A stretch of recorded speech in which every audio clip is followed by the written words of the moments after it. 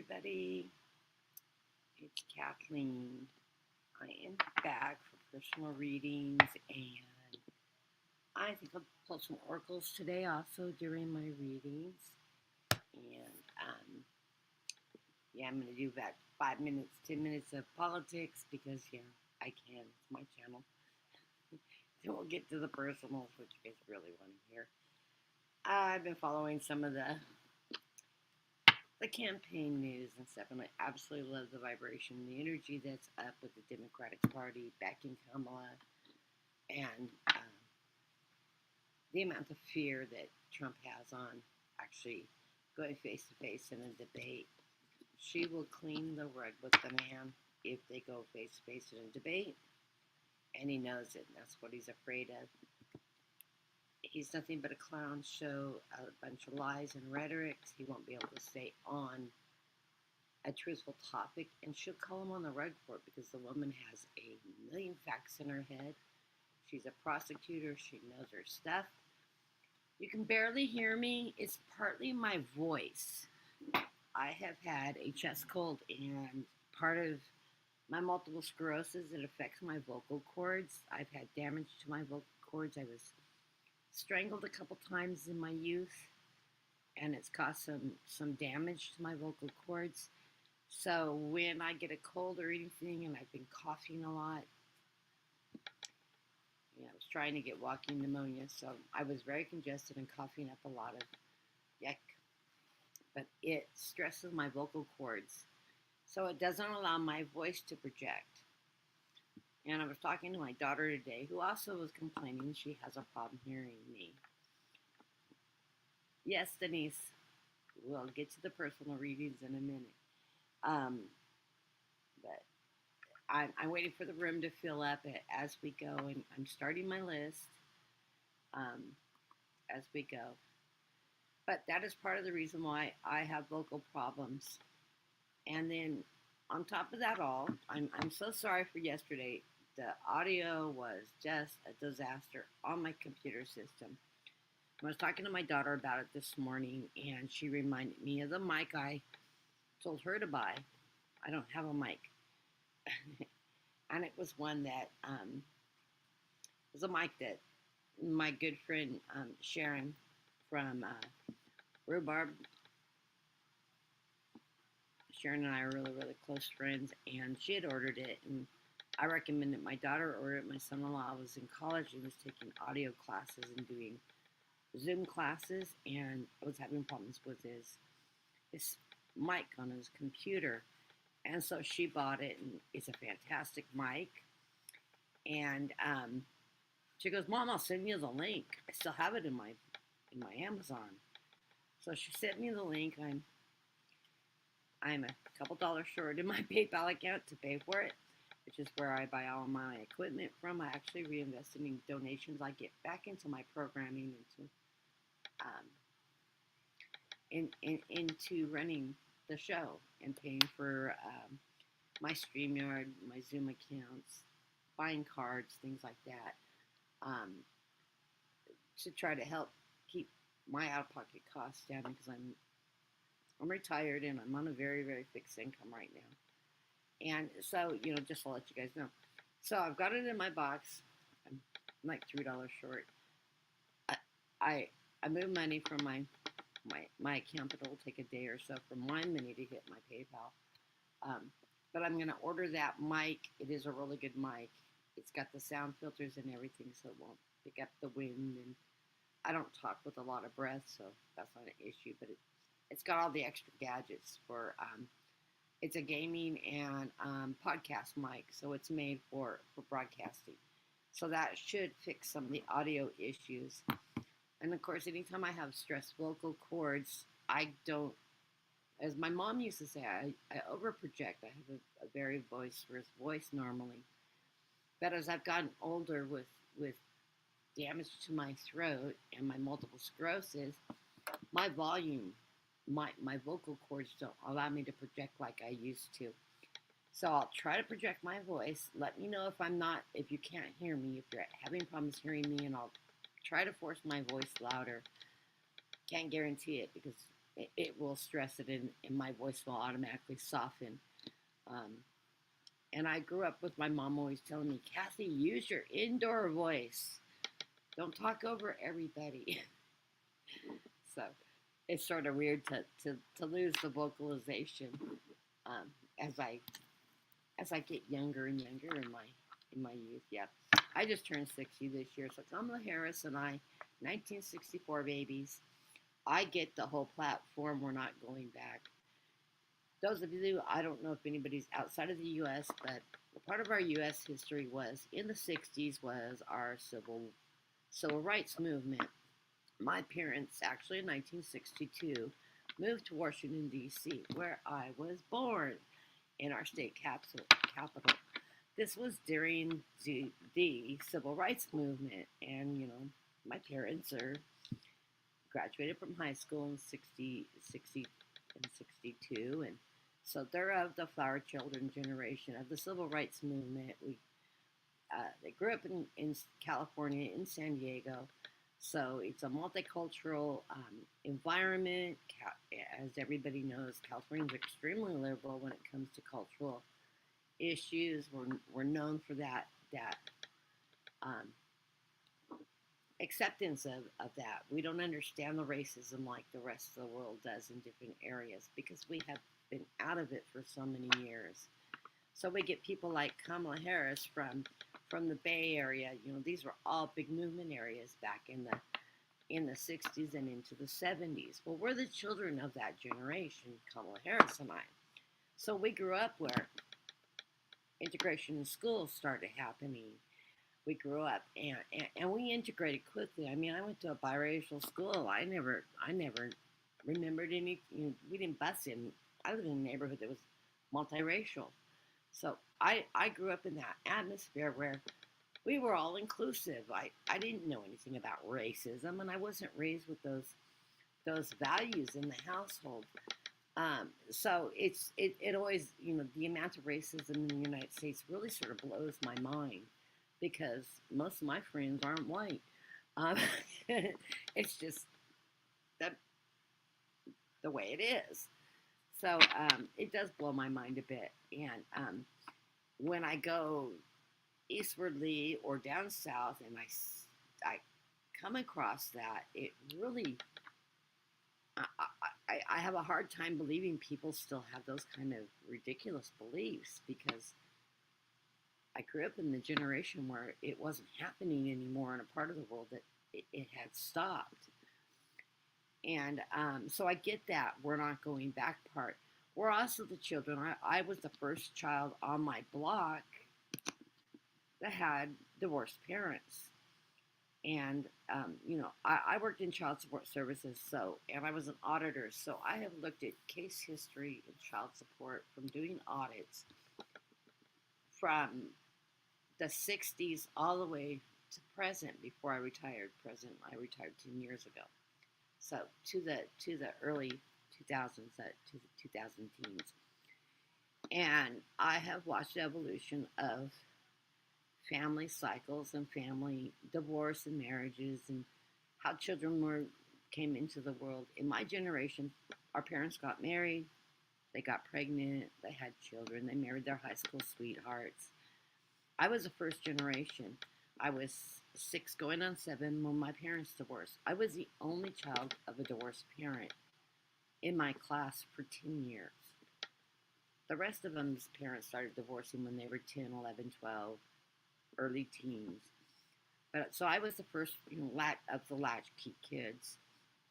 And but the difference between divorce now and divorce back then is my parents liked each other. My parents loved each other. They didn't do marriage well. They'd known each other since they were 14, and they dated all the way through high school and got married and had a family and then started growing up and growing apart. They never quit. I had 2 parents. I had 2 co-parents. My dad was as involved in my life as my mom. They just didn't live well under the same roof. They respected each other. My dad remarried. My mom didn't. My mom followed the career path and went all the way to the top into CEO position. Educated woman, that ran that path. So I get this. We're not going back. She wasn't necessarily a bra burner, but she wasn't she wasn't going to be the subservient little housewife that her family had raised her to be. My mother is the black sheep in her family. She's the only of five daughters. She's the only one that didn't get married, stay married, rough it out, all that. And when she divorced, the entire family said it was her fault that the marriage fell apart. No, it was their fault. They wanted different things in life, and I get it. And they respected each other for that. And I was very fortunate to have the parents I had. My mother also was extremely psychic. Apple tree, as I always say, apple doesn't fall far from the tree. And she's the one that mentored me and trained me. She never said, hey, you're a psychic too. She never said that to me. I was completely grown before I realized that not everybody had the abilities I had to read people and know things and hear my guides. And it was conversations I had as an adult with my mother when I was approaching my 30s. And she goes, well, I trained you well, and I went, oh God, yeah, she did. She did. She trained me to ground. She trained me to follow my dreams, to understand my dreams, because I'm a psychic dreamer. My husband, and it's a funny story, really. My husband says, I'm known to be a know-it-all and very, very cognitive. I know things I have never studied out of the blue. And I know things. And so my husband always calls me a know-it-all. Everybody calls me a know-it-all. Also very well read. 10 years of college, 4 majors, and I carried straight A's. So, I'm a weirdo. I'm a math geek, science geek weirdo. But I worked in law. So go figure that one. And I pre-med. And I went into engineering and accounting. So I used all my talents. I bundled them all up and put them into law. So I'm a real weirdo. I'm a real nerdy geek. But anyways, enough about that. I'm a know-it-all. Can't help it. I just know things. If I've never studied it, I just know. And my mom used to go on the computer and look it up to see if I was right because it was something she didn't know. And my husband when he first met my mom, he says, I love your daughter so much. But she's a know-it-all. My mom looked at him with the straightest face and said to him, yes, I know. Isn't it a pain in the ass? But 99.9% of the time, she's right. It's so disgusting. It pisses me off. And my mom turned around and walked away. My husband's mouth was on the ground. And he's like, okay, what just hit me? So anyways, it's just a talent I have. I can't explain it. I'm not going to try to. It's just nice knowing things when I have never studied it. I'll say something and then I'll turn around and research it because I don't even know why I know something. And I research and say, well, was I right? Where did it come from? Hey, it's all up there. I have a nonstop channel. I have open communication with my guides. I can sit here and meditate. I transmeditate. And it'll be like if I'm sitting here at the table, there'll be a table full of guides sitting across from me, and we'll have a literal, I hear them audibly in my head. It is the strangest thing, but I hear a vocalization as if they're sitting in the room with me. I can't explain it. I talk to other mediums. I have a lot of friends that are mediums, and we all hear differently. Some people hear that way. Some people hear through the top of their head, through the crown chakra. We all receive differently. We all have different talents. So every time I have a near-death experience or a major medical crisis, my abilities amplify. Why, I don't know. As you guys know, I had a major in my stomach and my bowel erupted. Worst pain in my life. I was surrendering to God. I was in so much pain. I said, I can't do this anymore. Just please take me. And all my guides, a choir of 7 guides I hear and talk to constantly, all sing together, and it sounds like a choir when they harmonize. And they said, it's not your time to go. You're not done. And I'm like, what? And they said, just breathe. And all of a sudden, I just took this deep breath. And I was in so much pain. I needed to take a breath because you hold your breath when you're in pain. And they said, we got your back. And in comes the anesthesiologist. And I have told this story before online. And he looks at me and goes, wow, you have this light around you. It's so strange. And I'm going, well, it's the surgical lamps. I'm laying on the table waiting for them to knock me out. And he looks up and he goes, no, they're not on. And I look up and sure enough, they weren't on. But I could see that halo of light around me. And he goes, you just have angels on your side. And he has an oxygen mask and he goes, just breathe. I figured out how to knock me out. Because I told him I couldn't lay down. I couldn't lay down because every time I laid back, my stomach, my bowel was ripping further, literally on the inside. And it was excruciating. And I had asked him if he could start knocking me out while I was sitting up so that once I was out, he could lay me back and I wouldn't feel it. And he goes, I don't know if I can do that. But he had found a solution. And what he had found is he came in with a tank of nitric oxide, like the dentist uses. And he gassed me. But anyway, he walks up to me. And this is right after I had just begged God to take me. Just please take me, let me go. I'm done, And I'm in your hands. I will continue to serve you, And he says, I just want you, just breathe. I've got your back. And I said, what? I looked at him, what? And he goes, I've got your back. Do you feel my hand? He's had his arm behind me because he's going to give me the nitric oxide. He goes, just lean back on his arm so he could lay me back while he was knocking me out. But it was exactly what my guides had just said to me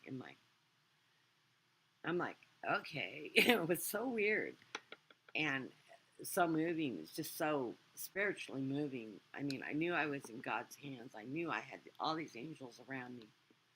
Really good looking, redheaded anesthesiologist who got me.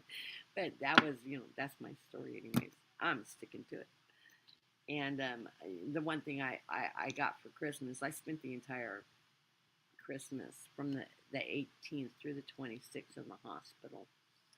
And I was released the day after Christmas. And I said, I got that. We didn't celebrate Christmas. My daughter had sent some gifts through the mail that happened to arrive. My husband and I hadn't gone Christmas shopping. We usually don't. We don't usually exchange gifts. We usually buy the house something that is for the whole, everybody, rather than exchange a personal gift with each other. It's just our thing. And we don't have kids, and the grandkids are, I buy for the grandkids and mail that often. And we're nearby, so we are going to the East Coast for Christmas. Who wants to travel that far for Christmas? But my daughter had sent us presents, and I told them we'll bring them in the hospital. We'll open, so we opened the gifts from our daughter and son-in-law and the grandkids at the hospital. That was our Christmas. But the other Christmas gift I got was a renewal of my spiritual connection with God, which is something I've struggled with like a long time. I spent a lot of time studying theology to reconnect to understanding religion and God. Because I was raised Nazarene, and my family went,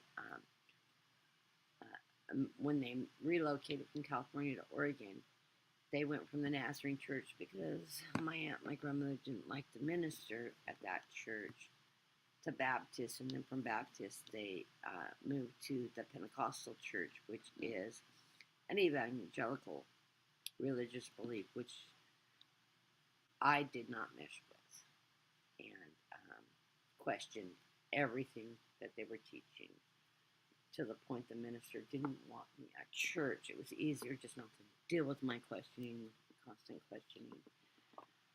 But I did have my falling with my religious beliefs during my teens, and it was after my daughter was born that I needed to reconnect, and so I started studying sociology of religious history, and then there I started studying theology, and on top of the math and the science I was already studying.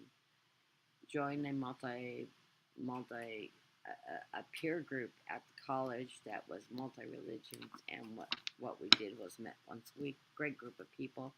We all came from multiple religious backgrounds, and we discussed our religious upbringings. and compared them and contrasted me. It was really a great group. But what it taught me as I studied the theology and all the different cultural religions and Buddhism and Hinduism and all these different religions is there's a fine line that runs through us all. We're all connected. We all believe in the same things. We may call our gods different things. We may call some people may have 7 gods. We have saints.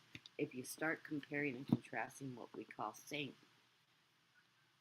Michael, you know, Gabriel, they have the same religious inferences in different gods and different cultures. They're all in the same if you just connect the string together. But the message is always love and fairness and equality and treating others good. It is not, I hate the term, set the fear of God in. We should not fear God. God is a loving God. He's a good God. Whatever you want to call your God, your higher source. God is just a blanket word. It's like always referring to he when you're having a conversation or reading something. It doesn't mean we're only talking about men. It's just the word we use to mean he, all. All inclusive, people. We haven't changed our language skills. But anyways, that's my little soapbox on religion.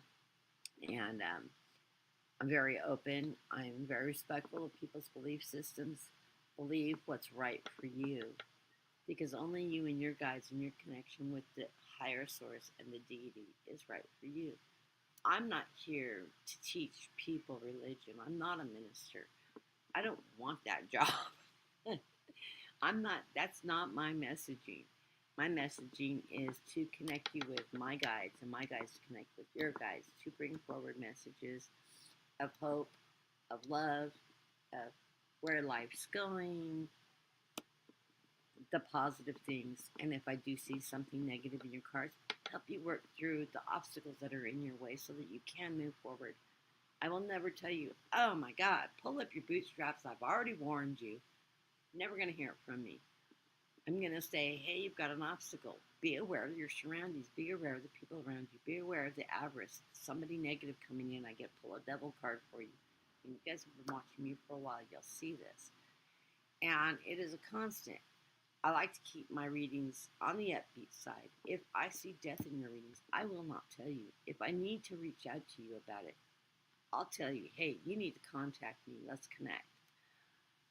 I don't normally read that kind of stuff because if you need that messaging, your guides are going to give you the warnings. They're going to give you my experience. My first conscious readings were of having precognitive knowing of when and how somebody was going to die. And this started at 10, 12. It's not a good time. It's a lot of information. But it took me years into my adulthood to realize when I carried my closest uncle had passed away and he spoke to me. He wanted to see me before he crossed.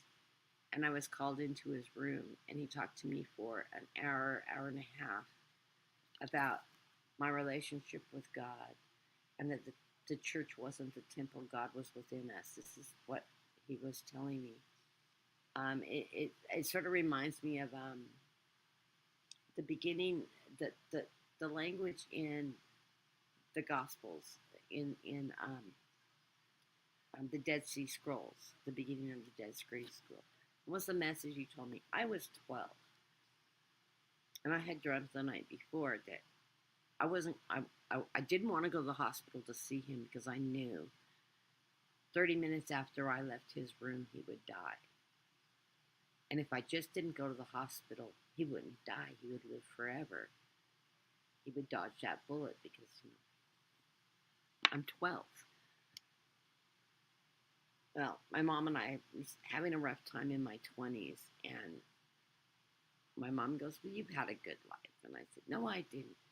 Uncle Richard died because of me. I couldn't stop it if I'd just stayed home. And she goes, what the hell are you talking about? I said, I knew he was going to die, and if I would not have gone to the hospital, he would be alive today. And my mom burst out in laughter and she said, "Did you have a dream about it?" And I said, "Yeah, I dreamt that I would go to the hospital, I'd see him, and 30 minutes after I left his room, he would die." And my mom goes, "Why didn't you tell me about your dream?" Because I always told my mom about my dreams back then. She was teaching me how to analyze my dreams. And I said, "I don't know." And my mom said, "I had the same dream. I knew he was going to die that day. That's why I was at the hospital to see him, because I knew he was going to cross over." And I went, "Well, I went in and talked to him." And she goes, "You did?" And I said, "Yeah, and this is what he told me." And I told her the story. Everything he told me, he goes, "Well, that sounds like Uncle Richard." She goes, "But he didn't talk to you." And I said, "Yes, he did. He had a conversation with me. I was in there for over an hour talking with him." She says, "Honey, he didn't talk to you." And I went, "What do you mean he didn't talk to me?" "Of course he did. I heard him." She said, "Honey, he'd had a massive heart attack. His aortic valve blew up. He was on life support. He was tubed." And I had this sudden flashback of standing in his hospital room. And I went, "Oh my God, he was. He had a breathing apparatus. He was completely ventilated. He couldn't have talked to me. He didn't have a voice. He had tubes down his throat." And I went, "Oh my God, he did. But I heard him." And she goes, "Well, of course you did. He is that man." And those were his words. And she said, "But honey, you're not powerful enough to kill him." And I went, "What?" She goes, "You don't have that kind of power." And I didn't think of it as a power at all. I just took the blame. She says, "So you can unburden yourself from that guilt, because you're not powerful enough to take a man's life." I still have a hard time struggling with it, but I do know that the dream was about my guides preparing me for the loss of such an important person in my life. And the man was amazing. He read the Bible 6 times through. He knew the Bible inside and out. And I miss him. I hear from him. He's around me. But anyways, that's my story about my uncle and religion and psychic knowing and some of my early experiences and some of the burdens of having the ability to see something like death in the future. And what I always tell people is, just because you know doesn't mean you're there to save them. It's to help you prepare for their crossing and be joyful, because they're always going on to a better side, to a good side. They're going home to God, home to the higher power. They're ascending. And it's a joyous thing. So when you see people like in Louisiana, and they throw a party and celebrate the life of somebody that has passed rather than mourning their death, celebrate their life and what they meant to you. That's so important. And that's where I like to carry that energy. So no, I'm not going to tell somebody, if I see somebody in your family, immediate family or something, if I see it around you, I am not going to tell you. If you need that message, you're not going to get it from me, but get it from your own guides. And realize that it's not for you to rescue them, it's for you to prepare for the crossing and to celebrate that person. So anyways, let's go on to private readings, and hopefully the room will fill up. It's the first day under 100 degrees in Central California in over 8 weeks. We're currently at, I will tell you the temperature, 94 degrees at 3 o'clock. Yesterday at 3 o'clock when I was on, it was 104. So 10 degrees drop in temperature. Our high will peak out in an hour at 96 degrees, which will stay there for about an hour and a half, 2 hours, and we'll start cooling off again. So, air conditioner, I'm still waiting for the part. As soon as the part comes, I'm here with no air conditioning. My house is maintaining, you can see the thermometer in the hallway. It says it's 85 in here. My windows are still open. and it's 85 in the house, so I can't complain about 85. That's not so bad. I sit outside most of the time. Those that know me, um, I don't do closed up at a house. I'm not a housewife. So celebrating a housewife will never work for me. I'm a tomboy. I grew up in the forest. I hike, I fish, I swim, I water ski. I was on the ski team in high school. I'm that crazy tomboy girl that everybody knows. I hung out with 15 guys in high school. I had one girlfriend, and that I was friends with now. I have one girlfriend, one friend, one close woman friend who is also a tomboy. Um, and we have a lot of fun together. That's who we go dancing with. My husband is absolutely in love with my best friend. It's his dancing partner. His dancing wife is what he calls her. Because I have a hard time dancing. I dance, but with my MS, I don't have the spasticity to actually go out and do 4 hours straight of dancing anymore. My body won't let me. But I get on the dance floor with my husband. I tend to stick with the slow dances because too much movement, too much action, I start losing my ability to stand. And I'm not going in a wheelchair. Not today. 20 years from now, we'll talk about it.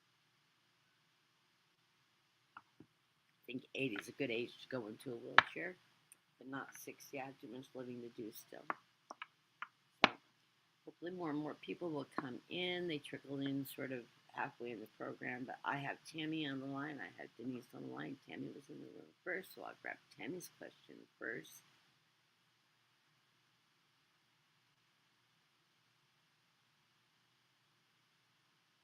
Wow. Okay. Denise, looking forward to reading.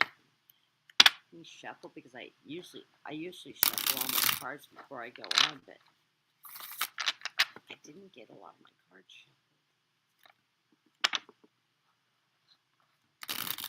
And since it's a very small room right now, as people go in, I'll switch from, I'm going to do full Celtics today, which I usually, when the room's busy, I switch to a 5-card draw, and I always read the underlying cards, so your 5-card draw should be a 10-card draw with me.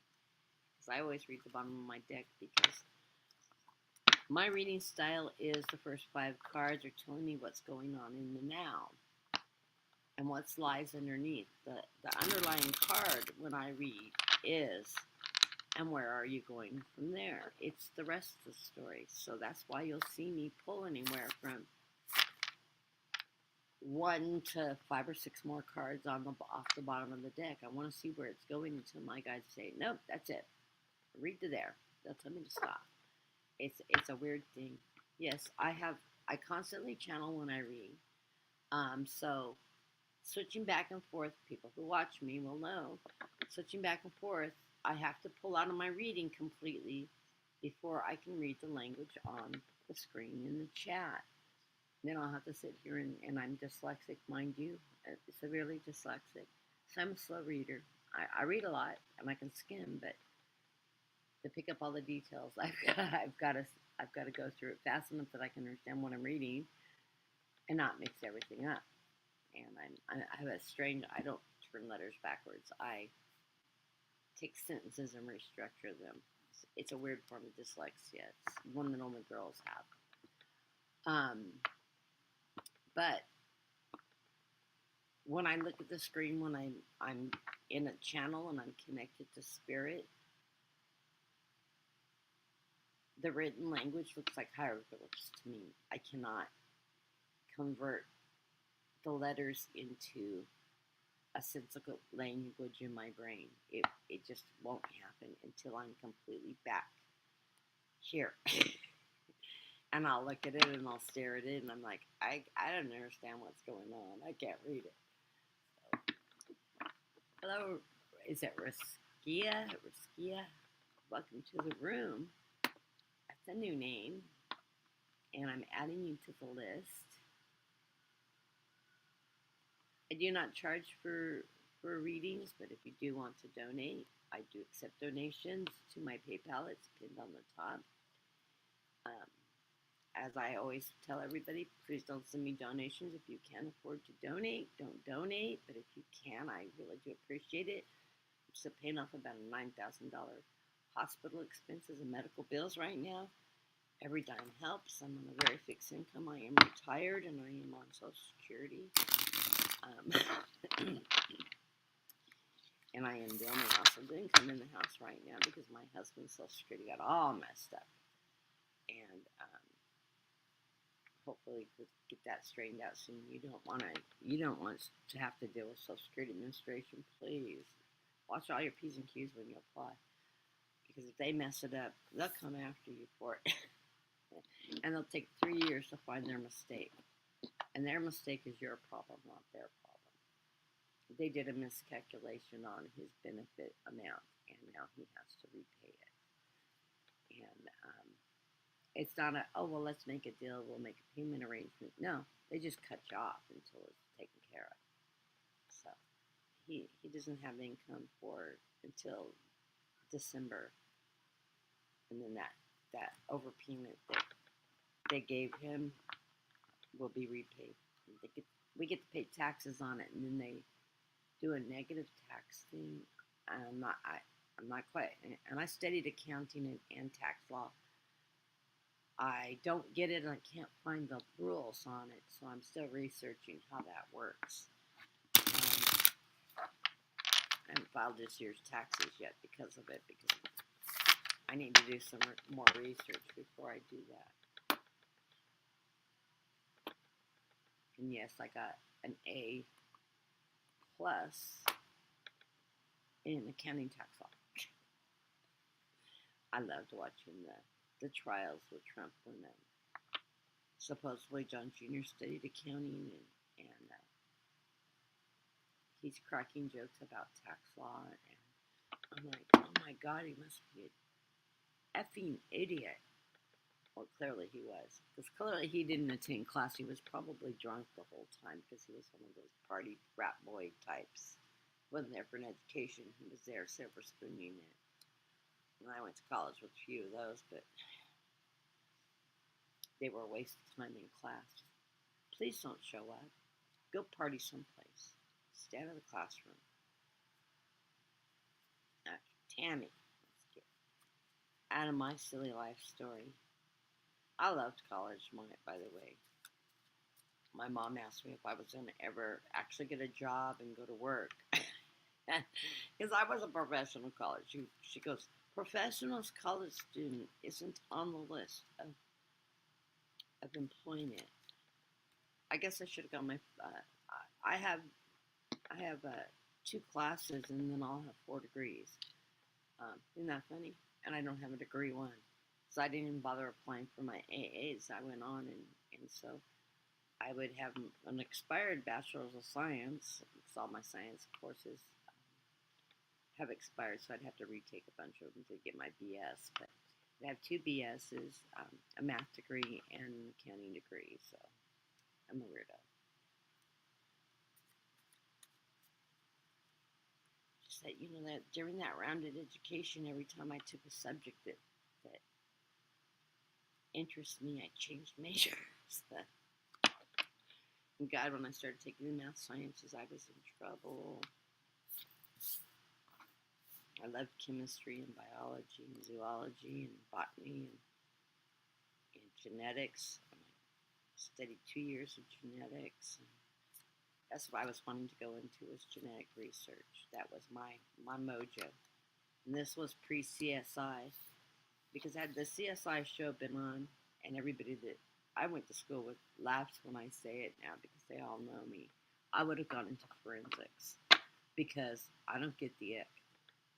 I dropped me off at the body farm, I would have had a heyday. And yeah, I'm a creepy weirdo. I'm very geeky, science geek, weird. Oh, I was gonna do a full cross. Let me redo this reading. I didn't even read the cards yet, so they'll all come up again. If they're meant to be read, they will come right back up. Let me throw a Kathlene. I can't even shuffle today. Okay, let's do one quick shuffle, a couple side shuffles here. Sorry about that. I'm that crazy chatty Cathy today. It's all my grandmother's fault. She started calling me Chatty Cathy as a small kid. And then she gave me the Chatty Cathy doll out of my from my aunt's doll collection, and it was literally a Chatty Cathy in her original outfit. Beautiful doll. My sister has it now. I'm the tomboy. I have the fire trucks and the Tonka toys. I didn't really like dolls. They're sort of creepy. And what they say, they hold the souls. They're empty vessel for a soul. They creep me out. I hate going into a room full of antique dolls and stuff. They really creep me out. And some of them talk. I hear them. So. Yeah, I stay away from the dolls. My sister collects dolls, and I don't go in the room that she has all her little antique porcelain dolls and stuff in. I stay out of it. Give me a fire truck. Give me a fireman. I grew up in the forest. I'm a Forest Service brat, and I grew up on the Sequoia National Forest in the Ranger District. And we had fire crews, and we had engineering. That was the people that lived on the compound that I was growing up in the woods. And then from there I moved to Washington and lived in the woods and the lakes, and I hunted and fished and spent all my time on the Columbia River. I grew up right on top of Canada, 20 minutes from Canada, and in fact, I just talked to my best friend from high school the other day. We just reconnected after 40 years, and it's so nice to hear from them. Absolutely love each other, and it's really neat to reconnect to somebody you care so much about. And I had said to him, I discovered I have my mom's gifts, and he said to me, "What do you mean you discovered?" He goes, "You always had them. You were psychic as your mother ever thought about being. You always were." I'm like, "Really?" He goes, "Yeah." And I'm like, "Okay," because my mom used to always tell him, "Hey, watch out for this girl, watch out for that girl. That's what's going to happen if you take that road." Yeah. He told her to be careful with his girlfriend. She was going to end up pregnant. And 4 weeks later, he was in my mom's bedroom whining. Found out his girlfriend's pregnant because I warned you. So, 99 hindsight.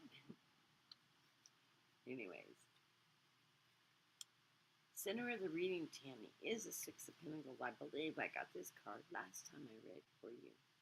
So, be open to charity. Be charitable with yourself. Remember, charity, it comes back tenfold. When you give charity, you receive in return. Don't expect to receive necessarily from those you give to.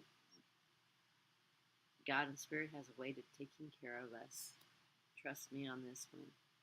I always try to be very charitable as I possibly can. Crossing that is that Page of Swords. This is that page of truth, that strength, giving you that message. You've got this. You've got that strength. You've got that power. Know that. You're coming in from the card coming into the reading from your near past is the collaboration card, that Three of Pentacles. People working with you and around you. That's probably tied to this charity. People helping you out, collaborating with you, helping you in your journey, helping you along your path. Accept that help, that healing. There are people in your environment that are there to help you find those dreams and be successful and move forward in your life in the direction in which you know you need to go. Above you is justice. This is not any legal issues. I'm hearing no legal issues. This is you finding your just balance. You've paid your dues. You've done what you need to do, and you're just finding that balance back in life. This is the justice for you. This is the hard work and all those obstacles and the living and the lessons you've learned. Is you're finding that balance now in life. Congratulations on that one. We both have had that journey, and you know what I'm talking about. Underneath, this is the Seven of Cups. This is your manifestation of where you want to go, how you want to do it, what you want to do, your hopes, your fears, your dreams, what you're putting out to the universe of what you feel will make you feel fulfilled in your up and coming life. Make it happen. Seek it out. You've manifested, it's out there, and you will get it. You know, like I said, you want to work with animals, get a hold of those shelters, get a hold of animal rescue organizations. Volunteer if it takes a volunteer. You'll get hired on too. They'll see your love for animals and they'll bring you into the team. The most important thing is you're part of that team. You get that spiritual connection, that fulfillment, and working with all those animal angels around you. It will bring you so much life and so much energy and so much fulfillment. So, and I keep seeing you doing it. I'm seeing all kinds of dogs around you, big, little, small. You're just a natural. Embrace that. Do it. Don't feel out in the cold. This is your future moving energy. Your feelings a little bit outside still. Quit. Quit, quit, quit. You're not outside. Open the doors of that church and go in. Join in. This is a picture of a cathedral and they're outside of the cathedral. If it's an actual church, go into the church, whatever it is. Hey, Snowwolf. See, you got my message. I flipped them a message and told them I was going live because we usually chat in the morning.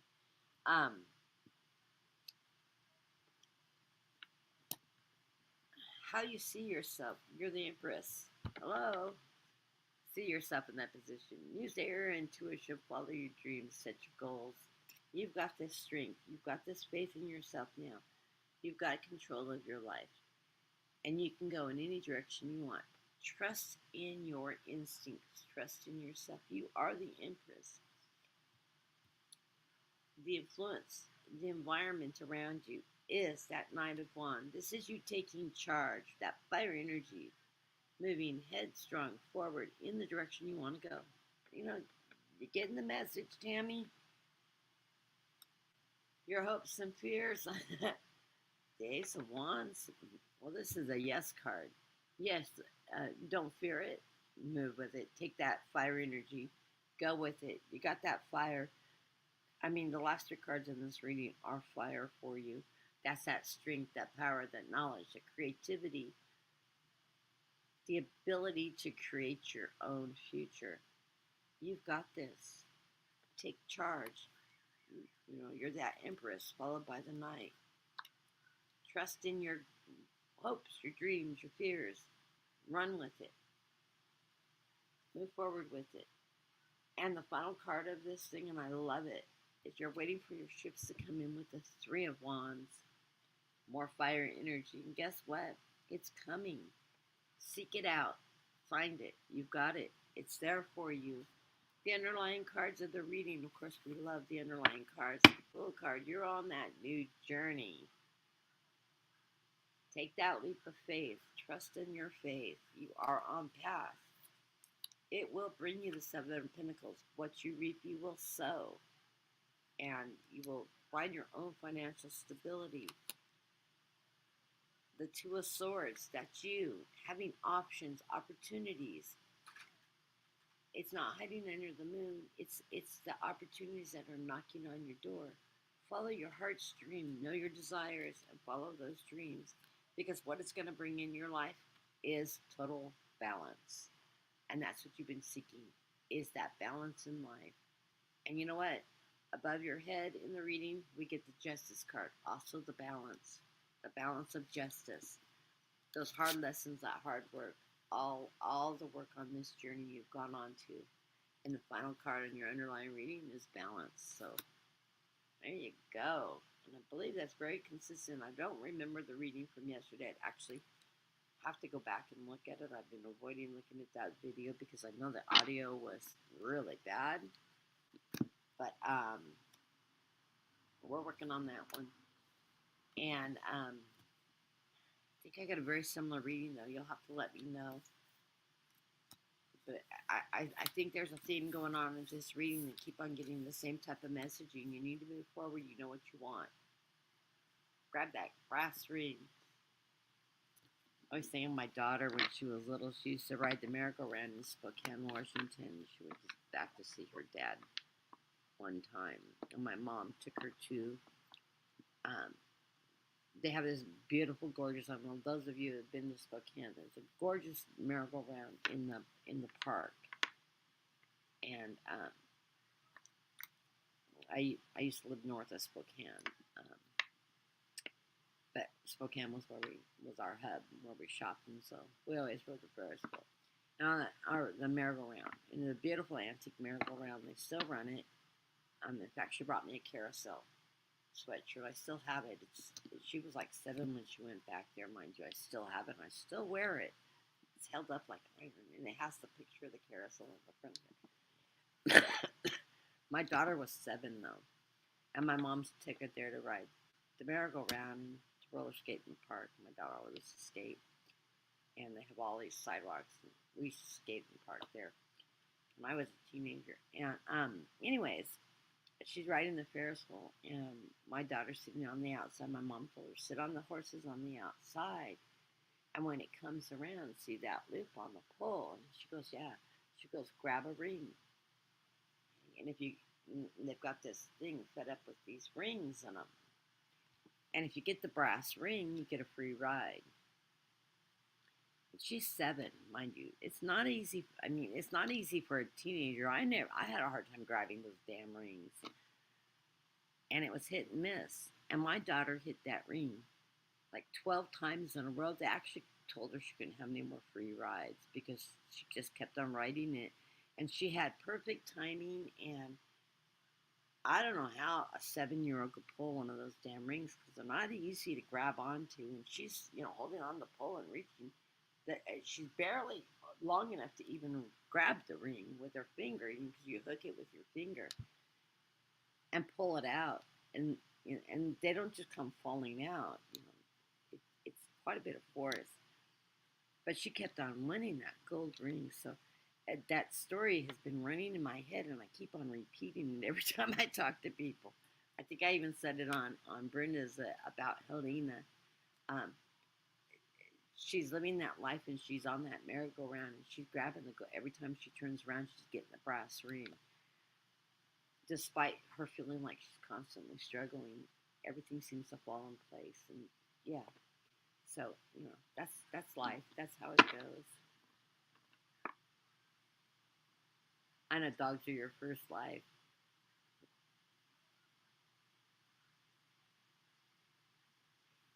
I have cats. I'm a dog and cat person, but cats are really, yeah. I'm bound with my cats. I have 4 kittens right now. Well, some of you know. I have a cat that had 1 pregnancy and 2 litters from the pregnancy, a week apart. And I have 1 survivor from the first pregnancy. She lost the other 2. She had 3 kittens on the first born, and a week later, she gave birth to another batch of kittens exactly 7 days later. I'd never seen it before in my life. And I've had cats all my life. She had 3 more kittens. She has 1 survivor from the first litter, which is a girl, cute as a button. And this is the one she nurses and babies close to her breast, the top. And then the other 3 fight over the other nipples, the other 6 nipples that she has milk. And they're cute as a button. And I got 2 boys, and I thought I had 4 boys, but now that they're hitting, they're I think 5 weeks old now, 6 weeks old. You can better tell what they are. I've got 2 boys, 2 girls, and cute as a button. And then they're starting to get playful now, so. And yeah, I'll show you one of them. Isn't he adorable? She. I have a pair. I have a boy and a girl. This one looks like Scout, my cat Scout. I lost this last year. And I think Scout was Zorro's daddy. and she had two kittens that looked just like him. And so I was tickled to death. I'm going to keep the boy. I call him Scooter because he's an honor. When they're together, I can tell them apart. The female is just a little smaller than the male, and he's a little more ornery.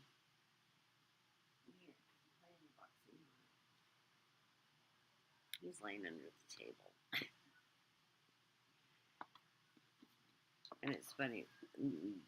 The girl and the male tiger cat hang out together, and then the one I call Scooter, that looks just like her brother, her twin brother,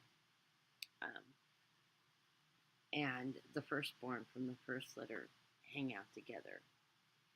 And when they disappear,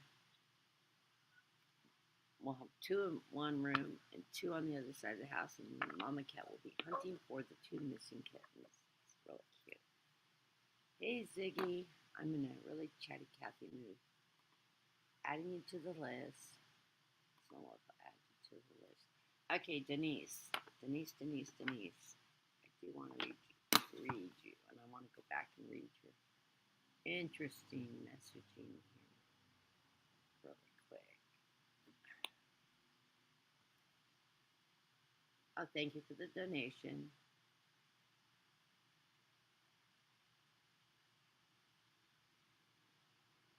Oh, I'm sad to hear that you had to be removed. Well, I'm glad you got removed from an abusive situation. I was in an extremely abusive marriage. That's where I had the abuse. I had great parents, bad ex-husband, bad first husband. I was only married for, I joke, I was married for 3 years legally, but I always say I was married for 10 minutes when I was a teenager because I was 17 when I married him, so I really wasn't old enough to be making such an adult decision. 99 hindsight, we think we're all grown up when we're teens, and then we realize when we're in our 20s how stupid we were as a teenager. But and by the time we hit our 30s and 40s, we know how stupid we were as teenagers. We watch our own children enter that age group. I have one daughter from that marriage. She's a beautiful child. She's in her 40s. She didn't have her family until she was 30. So all my grandchildren are 10 and under. And since I was a teenage mother at 18, I can tell you that when you wait till you're 28, 29, 30 to have children, you're so ready for kids by then. I watch her, my son-in-law and her are really great parents, and they have maturity and education on their side, so they don't have the struggles of going to college and making ends meet, paying rent and child care, and all the nightmare I had. Good nightmare. Not giving it up, but it also allowed me to send her half my pay when she went into college to cover her expenses. And when she discovered I was sending her half my income, I told her it was an investment into my retirement. And she went, "What?" I said, "You're not moving back home, girl. You're educated. You can get a job. I'm not raising you and your future babies." And I didn't. She got married 15 years ago, a year after I married my husband. I met my husband about the same time she met hers, mind you. And other than that, I was single from the time I was 18 when I left my ex-husband with the baby until I was 42. So the first thing my husband said to me when we started dating was, "If you're looking for a husband, you're knocking on the wrong door." And I looked at him and I said, "What the hell do I need a husband for? I can take care of myself. I've been educated. I've got a good paying job. I'm raising a child on my own. She's in college now. I don't need a husband." Anyway, okay, well, as long as we're on the same page, I'll never say never. 6 years later, we got married.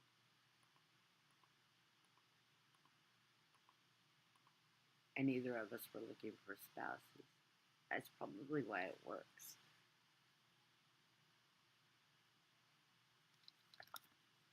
Anyways, Denise. Let's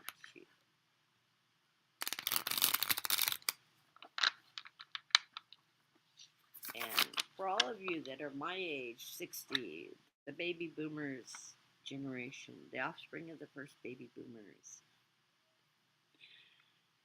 grew up with, as I was saying, those of you who didn't catch the beginning of my program, we are the ones that grew up with civil rights, women's voting rights, divorce, latchkey.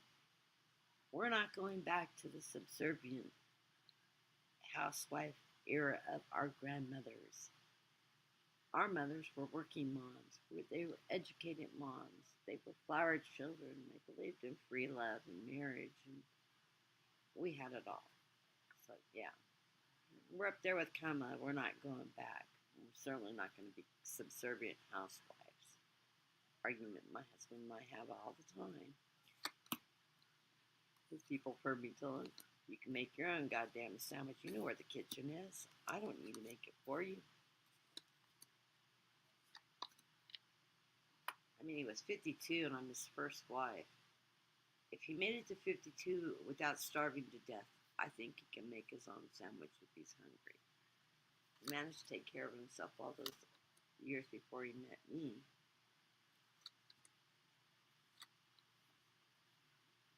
He thinks he married his mama. It's a running joke in my family. And he gets mad when I tell it in public. Don't talk about me like that. I feel like a jerk. I'm a little headstrong. Okay, Denise.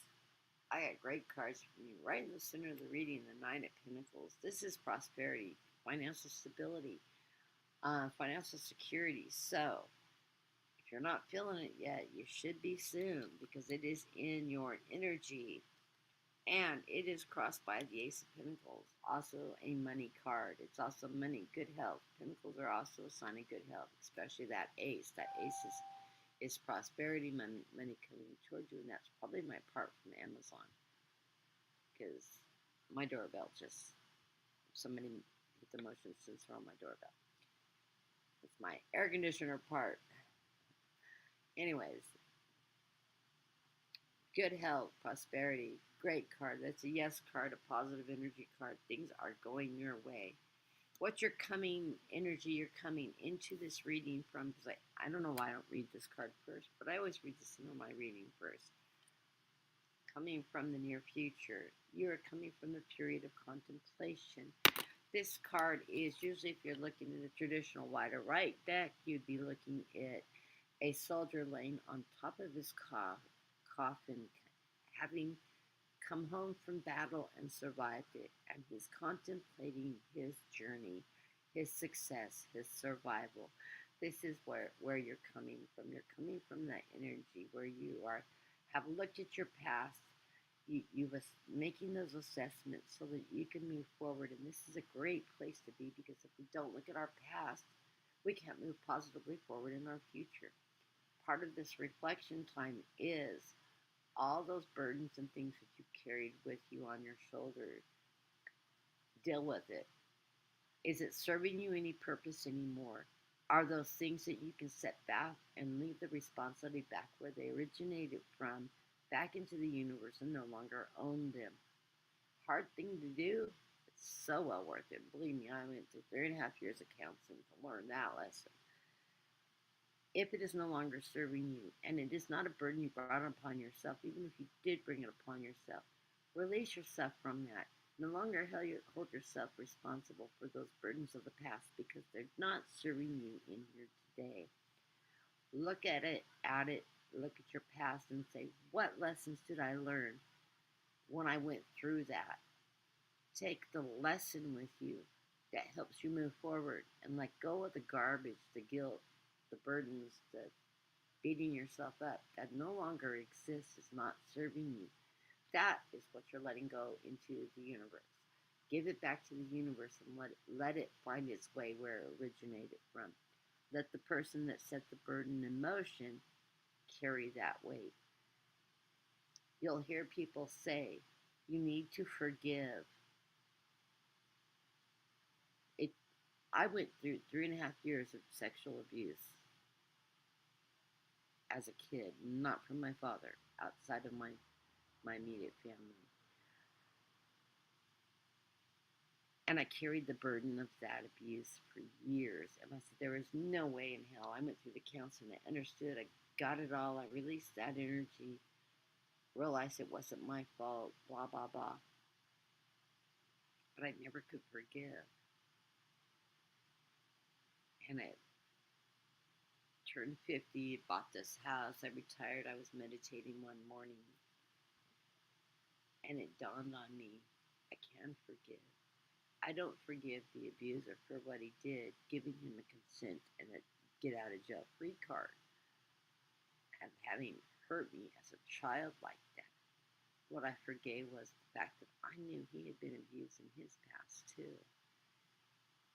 I forgave him for taking his burden and his anguish and his pain and transferring it to me as a way to release himself from it and burdening my life with it. I didn't become an abuser. Go figure, right? I forgave him for the inability to forgive himself and to deal with his own abuse. And having had transferred that to me and put that burden on me, and I sent it back to him, his to deal with. And karma, I'll tell you the karma. It's my grandfather that abused me. The man got bone cancer.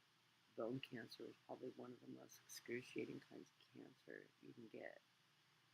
And he lived for 10 years after he was diagnosed in horrendous pain. Karma. I didn't have to, I just sent the energy back. He had to deal with the karmic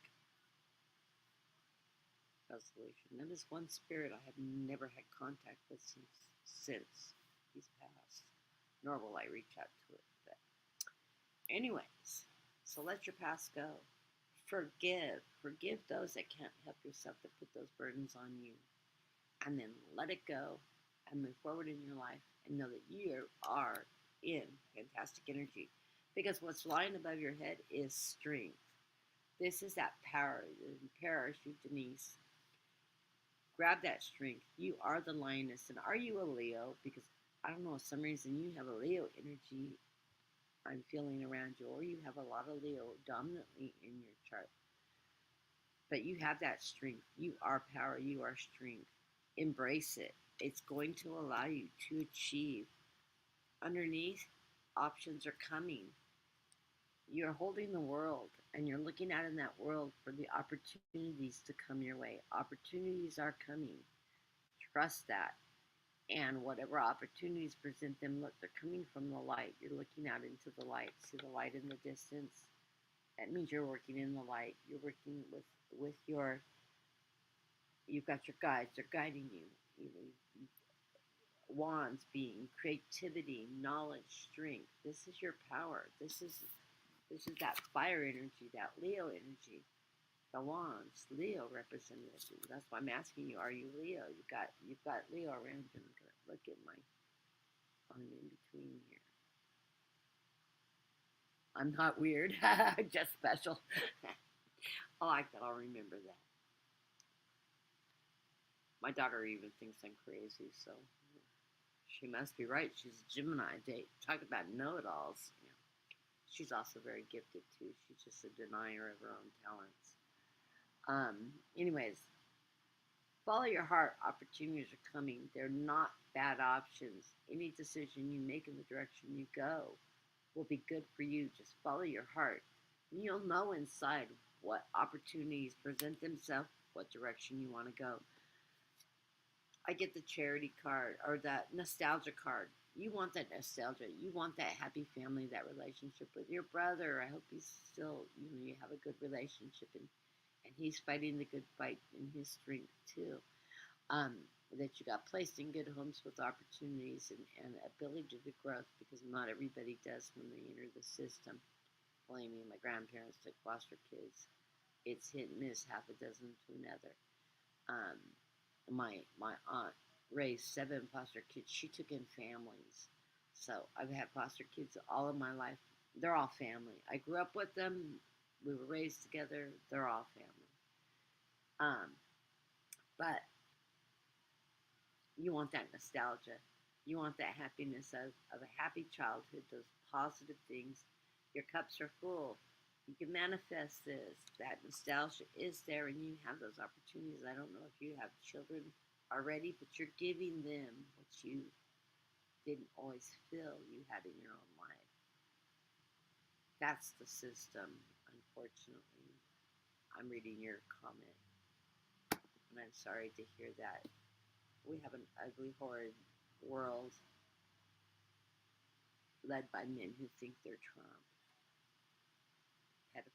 I'm sorry, but I'm sorry. This womanizer, dirty man, pedophile. I mean, he fits the bill. And if anybody's been in that experience, the first time you see Trump, if you walked in my shoes, first thing you say about the man is he's a fucking pedophile, and that's why he supports them all. That's why he hung around people like the likes of Jeffrey Epstein. Anyhow, to get on a better subject, Denise is reading. As you're moving forward in that nostalgia, the way you're seeing yourself is that Page of Cups. You have this beautiful emotional energy, this water, this nurturing energy, and you have a message to carry forward with you in your life. And that comes with whatever you put your endeavors into. It's a message of love, honor, prosperity, a message of being able to go forward in life and take a hold of it. Your environment is moving quickly. You are moving into a new track, and it's in a very positive way. It's happening fast. This is the Eight of Wands, more fire energy going for you. And if you're not a Leo, I swear, if you run your chart, you probably have a lot of fire energy in you.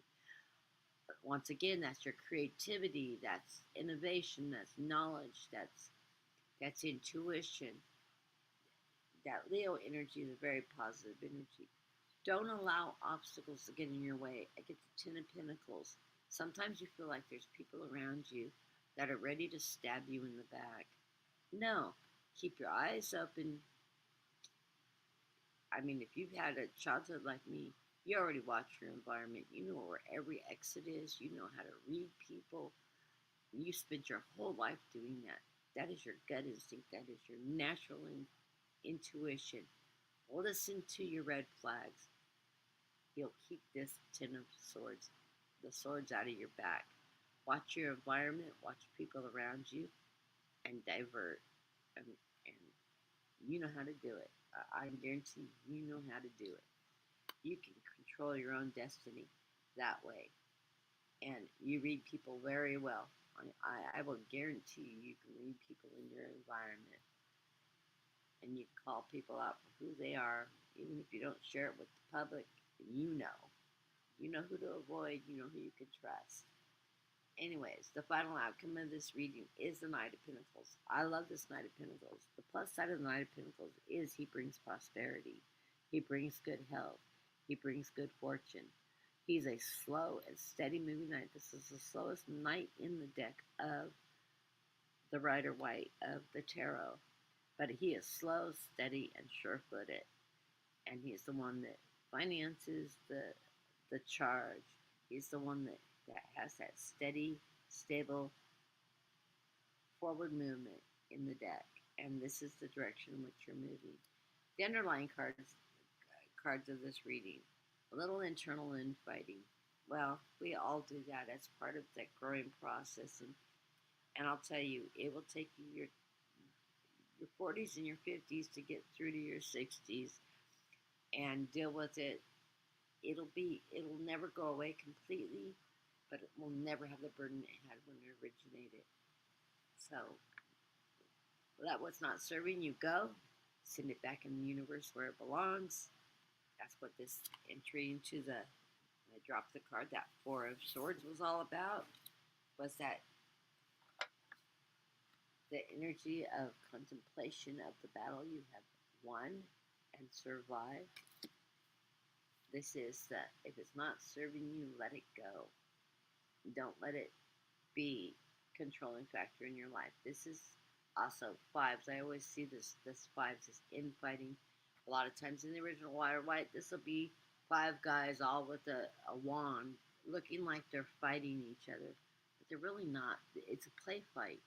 It's in your it's in your head. It's they're going through the motions without hurting each other. That's that garbage in our head, that internal fighting. I call this depression. Let go of that depression. Don't let it control your life. And those of us that came from an abusive background know depression. Let that go. It's not serving you. You do have options and opportunities coming. Just because it looks like it's coming from left field, though, take a look in the cup because that cup's full too.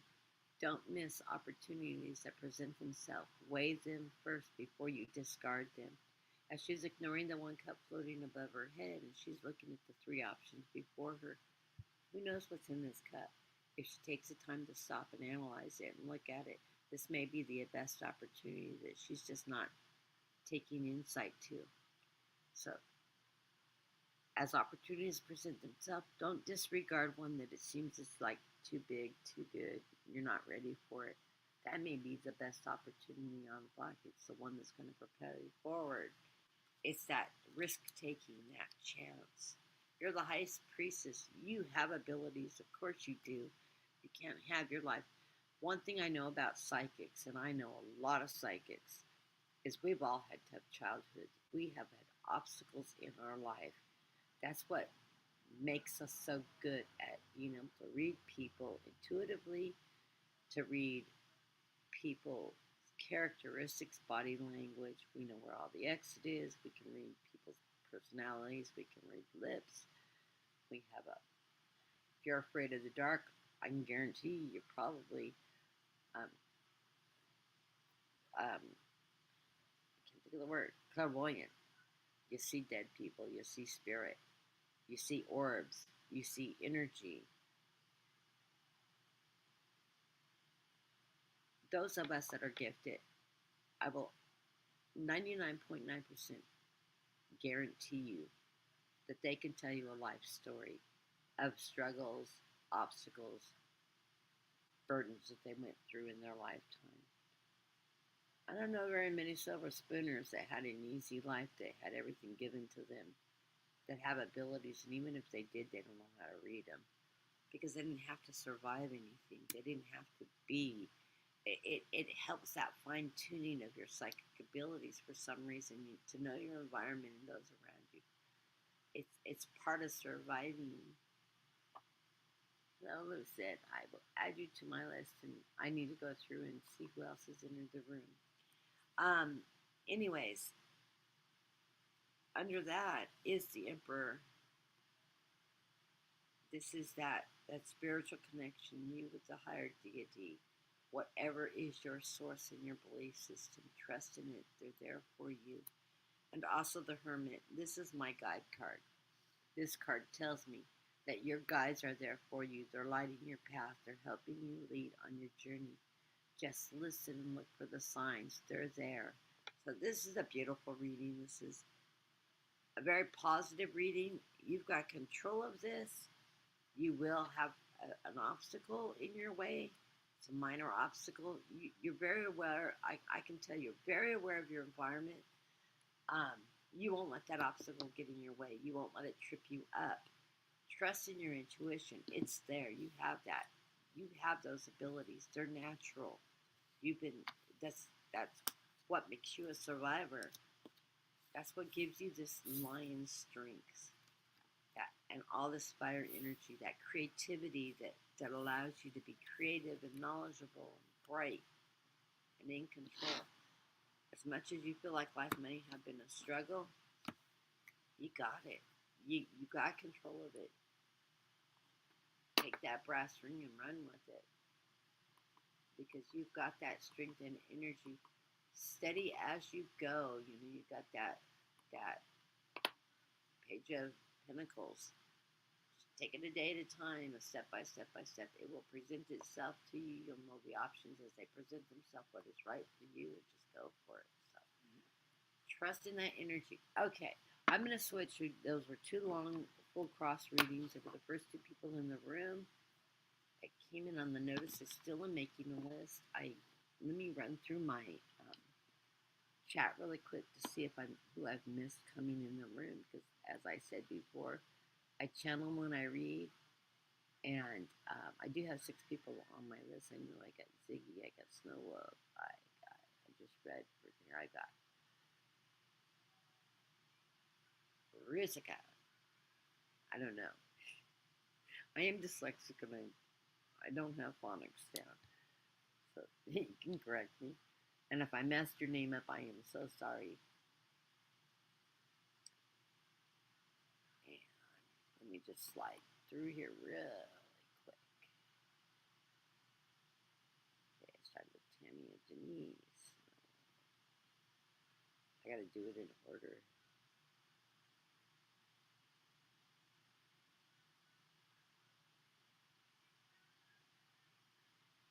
Lucid Picnic. I love that name. I'm a lucid dreamer. And it's funny, sometimes I don't know if I'm having a dream or if it's real. Because when I psychic dream, I have very, very lucid dreams. This is going to sound weird. The 2 things I can't control when I'm in a lucid dream is running water and turning lights on and off. That's how I know if I'm in reality here or if I'm dreaming. When I realize that this may be a lucid dream, I go to a source of water and try to turn it on. It won't run. It won't come on. I'll try to turn lights on and off, and I won't be able to turn them off. And I'm afraid of the dark, mind you, because I've been seeing spirits since I was a small child. So it's said, and I've heard a lot of people say that too. Is that why I'm afraid of the dark? Yeah. I'm always afraid what I can't see. I have and if you're like me and you're afraid of the dark and people give you crap for leaving lights on or sleeping with lights on, I have undermounted lighting in my kitchen, under cabinet lighting. Got it at IKEA. It was like $10 a strand of 4 lights. A 10-foot cabinet. We remodeled the kitchen, and I was at IKEA and I saw those and I grabbed like 3 boxes of them, put them in. They never go off. They're LED lights. I use no electricity whatsoever. They put out this beautiful ambient light on. I never turn them off. And regardless, the kitchen stays lit. There's enough light I can see. I have a 10 by 10 kitchen, great big kitchen. I can see, it lights up. I can stumble down the hallway in the middle of the night and the kitchen lights on enough. I don't have to flip the light on and blind myself and wake myself up fully. I can get whatever I need and go back to bed. I have an LED light also from IKEA that is light controlled. When the sun goes down, the hallway light goes on. It's just a plug-in. That light illuminates. I have an 8-foot long hallway, and then it tees off. I don't go down to one of the rooms there, and there's a bathroom there, and then flip that light on. But halfway down that hallway, that light goes on when the sun goes down from this window right here on this side. As you can see the light coming in through the window. When the sun goes down on this side of the house, the hallway light goes on. It's just a square and it illuminates around. It's enough light that I can see, and nothing's in the shadows. So, and mind you, I have a barrier in my room, so no spirits allowed to enter my room. No ghosts, no spirits. My mom can come in, my dad can come in, and my nephew, who are my gatekeepers, who are my assigned gatekeepers to see my space. But any other spirits, I've got them blocked. They'll stand in the hallway outside my bedroom door. I can see them. I don't close my bedroom door. And if they wake me up trying to get my attention, I will look at them and say, I'm sorry. I'm sleeping. I'm off duty. Come back when the sun's shining in my house. Go away. And they'll usually leave. I get a traffic. My husband thinks it's weird. But I get a traffic of spirits that come through. And he goes, I don't get why that happens. I said, because they see my light. They realize that somebody can hear them and they can communicate, and they'll gather up.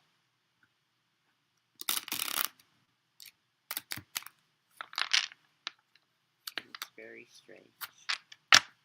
The life and times of a weirdo psychic. No wonder my daughter thinks I'm crazy. And I know she sees them too. Okay, let me mark off Tammy and Denise. I've read you both. The next person on my list, and I'm sorry about the time I'm taking, but doing the 5-card readings, and I have been forgetting to hit my oracle. So let me pull an oracle card really quick for Denise, and then I'll pull one for Tammy, and then I'll read Rusica. Don't know. I'm going to slaughter it until somebody says, yeah, that's it.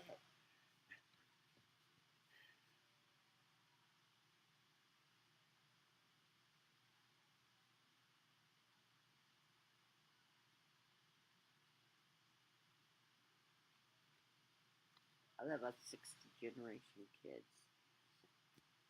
Okay. Denise, it says, pump up the music, baby the drums, and get on up and start that hustle towards your goals and dreams. There are times to be still, but this is not one of them. Now is the time to make the first move. Say yes to life. Pick up the phone. Make that decision. Take that one step towards the gods. And it does say gods, not goals. Gods, or us, meaning spirit. Expect a cascade of change, good news, and opportunities to show up as if by magic. Well, it's really spirit, and all of us moving things around for you, for your benefit. The point is that we are saying, go for it. Take a positive action towards your dreams. And even if the outcome isn't an expected fit for your agenda, it will be orchestrated by spirit and arrive in divine appropriate timing. Don't you just love how we work? We love you so, so much. And now you know why I love these cards. And isn't that a perfect card for your reading? And that says you are magic. So that is the theme of the card. Absolutely, this is my favorite deck of all the decks I've ever bought. Postcard from Spirit. And if you like a good aspiration, if you like cards of like messages of aspiration, Amazon, buy this deck. And I can't remember. The box price says it's $21.99. I know I didn't spend that much on them. I've sent this deck out to several of my psychic friends because I love it so much. In fact, one of my mentors used this deck all the time. It was her go-to deck. And I fell in love with it, and I bought it. And then she goes, oh, I'm going to send you that deck. I said, oh, I already bought it. It just arrived. So, anyways, I love this deck. And I even pull a card from this because it just always is the right card. Let me pull a card from you, Tammy, and one pop that right here. Theme of this is you are magic also. Tammy, this card is for you, and it says there is only one you, and you have a unique place in the universe. Sometimes situations come up that challenge you to be authentic, and that means that you have to be fully yourself and let go of being what you think others may want. Good point. Boy, I have that problem too sometimes. Okay. Now is not the time to conform to other people's standards or expectations. Be proud of who you are and be courageous. Stand tall and in your convictions. Being yourself is a powerful statement and will only lead you to success and ultimately happiness. Don't compare yourself to other people. Want what you have. Choose what your heart wants. And know Your purpose is yours alone. No one else can claim your magic nor take it away from you.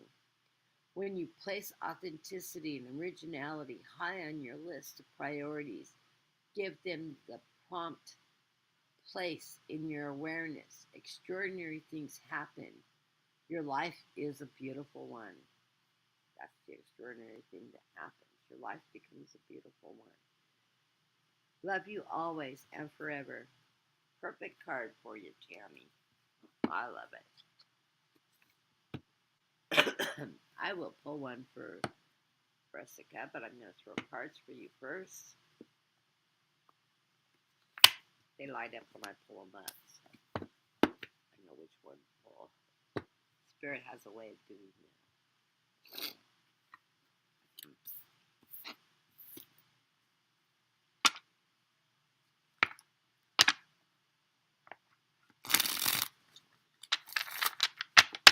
I just heard change decks. Okay,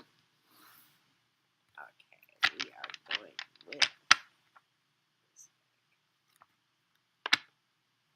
People that watch me regularly know this one of my favorite decks anyways. It's a little stiffer deck. I'm just going to break it up into two sections. Shuffle.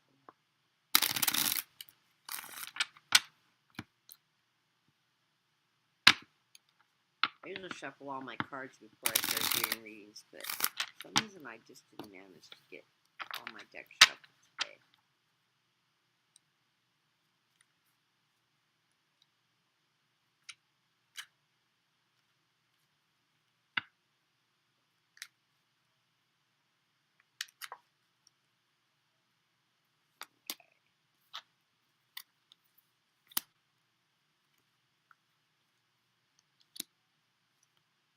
And this is the deck I didn't turn my cards right when I was shuffling.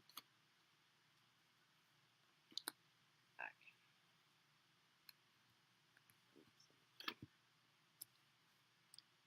I like this reading. Oh, you're going to love these cards. And coming into the reading, you are the magician. This is your ability to manifest what you want. Just to look into that crystal pond, that crystal bowl, that crystal ball, and manifest your every dream. This is the magician. You create your own magic. And that's that form of manifestation that you've got that energy. This is going to lead you forward into a balance. So whatever it is that you're seeking out is going to bring balance in your life with the Two of Pentacles. The Two of Pentacles also is a balance of health, finances. It's just that feeling of overall balance that it brings you. My card shows up in the middle. People that follow me on a regular basis know that my guides give me every image of this card that has ever been printed, and then some. They show me flashes of it, and it's really an important card for everybody. It's Temperance card. This is my tarot card. Temperance meaning you're being surrounded by your guides, your angels. You have that angel power around you, but it needs to tell you that message of self-care, patience, reflection, rest, the things that we tend to forget to do. And if you're like me and I'm an overachiever and I'm progressive and I'm loud and I'm out there in the middle of everything and I'm pushing myself too hard and I'm doing for everybody else, I forget to take care of myself. I have been off the air for a year for a reason. I've had a whole series of medical problems, which is very common with psychics also, is we work with so much energy, so much spirit, our guides, but those of us that are mediums, we also work with a lot of dead people, people that have crossed over. That dead energy, that spirit, that constant contact with spirit takes a toll out on our bodies. We're working with dead energy. This is not energy that's coming from high spirit or high vibrational light. Yes, they're on the other side and they're in a good place and it all meaning and well, but that constant contact with people that have crossed over drains our energy. That's why you'll see psychics will say, I've been on an hour. I need to get off. I'm good for 2 hours. When I hit that 2 hour mark, you'll see my energy drop, my connection starting to drop.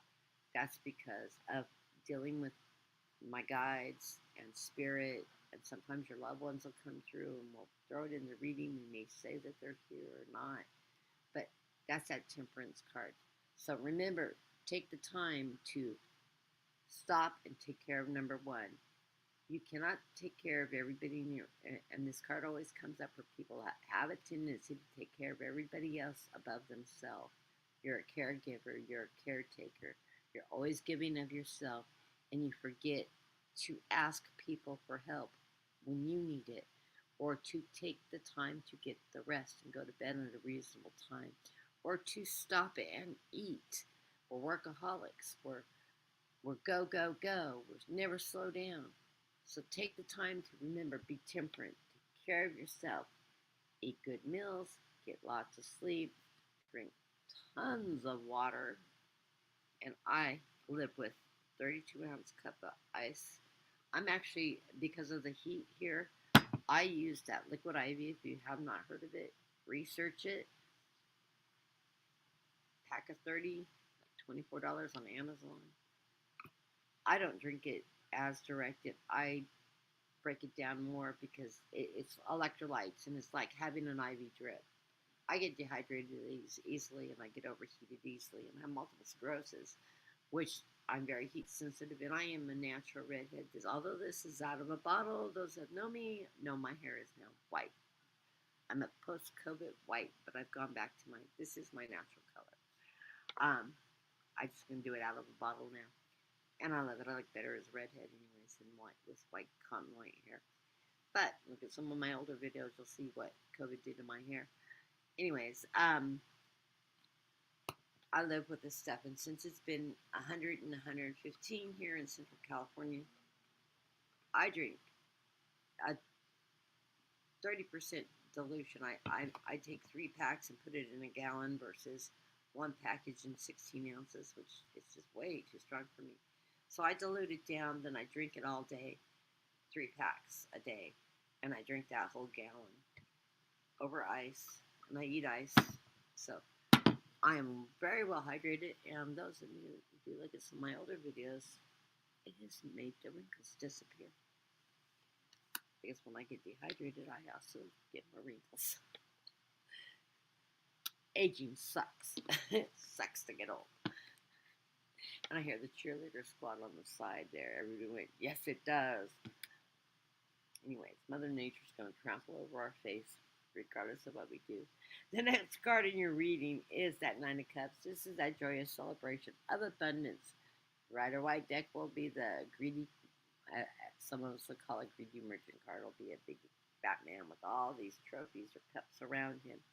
That's a sign of abundance. Abundance cups are abundance.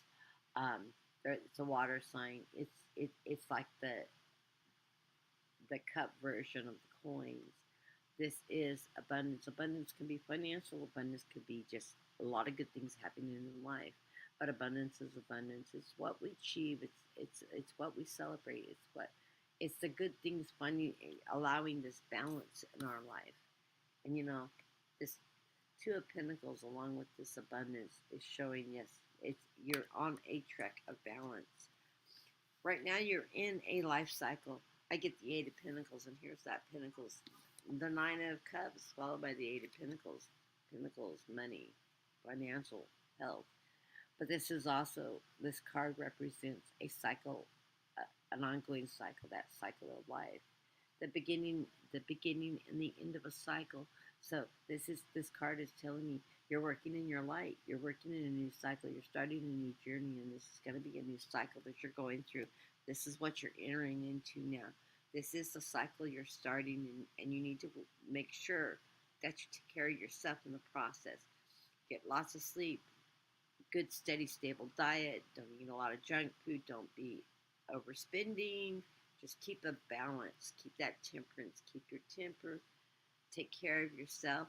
Do what you need to do, but also don't overdo yourself. Don't overtax yourself. Don't overburden yourself. Don't take on too many responsibilities, Us workaholics will take on more than we can chew sometimes, and we always manage to get everything done. Don't forget to take care of yourself in the process. Don't overexert yourself. If your boss hands you a bunch of stuff and you say, "Yeah, I'll take it. I'll take care of it. I'll balance it out." Stop. Assess what's on your desk. Get your priorities straight, and then walk into your boss's office and say to them, "Yeah, you just handed me this, that, the other. I have this all that I need to take care of first. Prioritize it. Show them what you got, and say, I am putting this off till." That's why I always functioned in the office. My boss hated me and she loved me at the same time because I took care of it all. Always took on too much. Had a huge caseload. I worked, they replaced me with 4 to 6 people. I don't know. I had 1,500 cases and everybody else had 250. You do the math. Anyways, remember, self-care. I retired when I was 50 for a reason. I went out on medical. I was under so much stress that it triggered my MS to go rapid response, responded to the point that I had 5 active lesions. I was losing my balance. I was losing my cognitive function. I was losing my ability to walk stably. My doctor took me out for 9 months on a medical leave. When I finally stabilized, I went back to work, and she told me, "You need to drop your retirement papers. You're qualified. Retire." And I'm like, "No, but I have so much to do and so much on my desk, and there's nobody there to do it." I went back for 2 weeks, and I got the letter in the mail that says, "You now fully qualify for retirement. And we have a retirement seminar coming." I called, signed up for the retirement seminar, went, dropped my retirement papers, and went back out on leave. My doctor didn't want me to go back to work. And my sweet revenge to my supervisor was they were waiting for me to come back the day before Thanksgiving, before everybody went on holiday. I called my supervisor, and she says, "Oh, are you coming back after the holidays?" And I said, "No, I called to let you know I dropped my retirement papers yesterday, and they told me I needed to call and let you know. I've got a letter of resignation. I just sent it to your inbox." And I hung up on her. And I haven't looked back. I went to the office and picked up my personal belongings while I still have my badge, turned my badge in, my keys in, and I left. And I haven't looked back. But I really enjoyed the way I dropped my notice oh no, I'm not coming back. I'm gone. I'm out of here. So, anyways, I had fun with that. I love that story. And I'm so proud of myself. I literally left her holding the bag. And I loved my supervisor. We grew up through the agency together. We literally started a week apart, and I went into management. I was a supervisor too, and then I missed the casework so much, so I actually went back. I stepped out of management back into casework because I'm a hands-on person. I'm a people person. So, your card, Marissa, is, and I don't usually talk about me so much, so it's sort of weird. Weird energy I'm in. I'm just sitting in this really high vibration energy right now. Okay, the card for you, it is the thing of be fearless. It says, on Earth, humans learn about life by telling stories and creating new ones based on shared experiences. Eventually, after repeating one often enough, it becomes your main story that you define yourself and the world. So get the answers you seek. You must get vulnerable and hear your story when you tell it. Ask, why do I tell it? Tell it. Is it really true? What else can be true? Maybe this is a message for me. Can you see the truth that spirit is in all things? Do you see how other stories overlap and intertwine? Definitely. Okay. Spirit loves stories, for they may, like blueprints, be co-creations. So tell one that you know to be true about your about your a story of courage, gratitude, honesty. Tell the empowerment story about well being, wisdom, and grace. You will experience your world according to the story you tell about it. So make sure they're stories you're proud of. Okay, okay. This is for me, but it's also for you. I totally own this one. It says, genuinely loving your club. Okay, I love that card. I think that was a dual message. I have this feeling you function in my energy. Overachiever there. Next person on the list is Ziggy. I hope you're still in the room. I'm just going to continue reading them.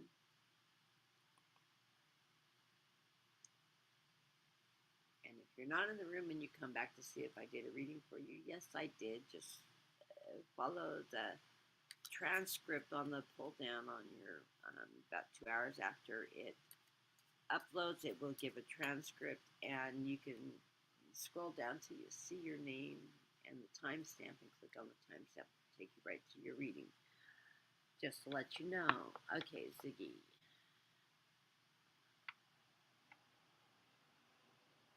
Looking to find what resonates. What resonates? Oh, aren't we all looking for what resonates? Well, Spirit will answer your questions. Spirit takes the cards. I'm just the conduit, as I always say.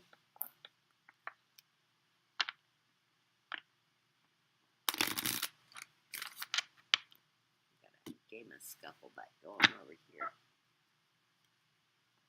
They're so cute when they become playful. They're my kittens.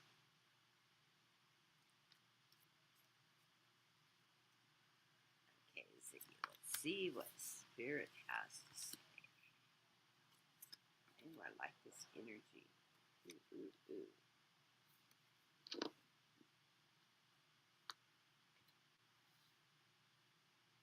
Oh, you got some good power cards here. Not major arcana, but it might as well be because they're all up to date. I'm going to start with the underline. The underlying card is the Eight of Swords. This is you looking in your reflection, finding your truth, that inner truth. The crows are messengers, messengers from spirit. They're your guides. They're the ones that help lead you along the way. And as you reflect in this blindly into your past, you're letting those things go. You're listening to your guides and you're reflecting on your achievements in spirit. So this Eight of Swords is telling me you're understanding your truths, the truths about yourself, self-reflection. And this is a great card. I love this card. And I'm probably one of the few people that interpret that card that way. I don't go traditionally right or right. I follow the energy and what my guides tell me the cards are saying. Following that is you are on a new journey. You're taking that leap of faith. This is the Fool card. This is the beginning of the Rider White deck. This is the deck of the Fool's journey. The Fool's journey is not only, it's not telling you that you're a fool. It's telling you to take a leap forward, trust in your faith and your experience. Spirit's got your back. Just fall and allow faith to take you on the ride to your new journey. I love this card. You've got her following, surrendering, playing that like we did in college and in psychology, and you trust that your partner will catch you. Well, she's trusting the universe. Look at all the symbolism in this card. She's got the sacred geometry going there. That's ready to take her on that new journey. So trust in that leap of faith. You will run across obstacles. I get the tower, but the tower isn't an obstacle of destruction. It means that you're building that from a foundation that has fallen, and you're rebuilding. I feel like this new journey is a rebuilding and a new direction that you're moving into. You're moving out of some obstacle periods of time, some growth periods of a lot of lessons that you've learned, and you've got this great foundation now, and you're rebuilding your tower. And it's going to be stronger and better than what it was before. Lightning's not going to strike it and take it down again, because abundance is in your life and it's coming your way. The light's shining on you in abundance. So you will be joyous in this new journey that you're taking. Just trust in the journey. As you plant your seeds, what you reap, you will sow. So plant those seeds. This will bring you prosperity, and you know, look at that root system and all those coins gathering up. That is that. A lot of times you'll see in other decks, this will be somebody that's harvesting a crop. What you reap, you will sow. So you plant those seeds in and manifest those wishes, dreams, hopes, fears, etc. And as you plant those seeds, they will bring growth and prosperity to you. And of course, with that Nine of Cups, absolutely, it's taken care of. Spirit said that's where it ends on that. That's the final outcome of your reading. That's where you're moving to. This is the journey you're going on. Where you are in the current situation. If you've been sitting in this King of Cups energy, this is that strong nurture. Doesn't mean you're a man. It means you have a nurturing. You take care of everything emotionally. Cups is your emotional energy. It's your intuition. It's your knowledge. It's abundance. Cups.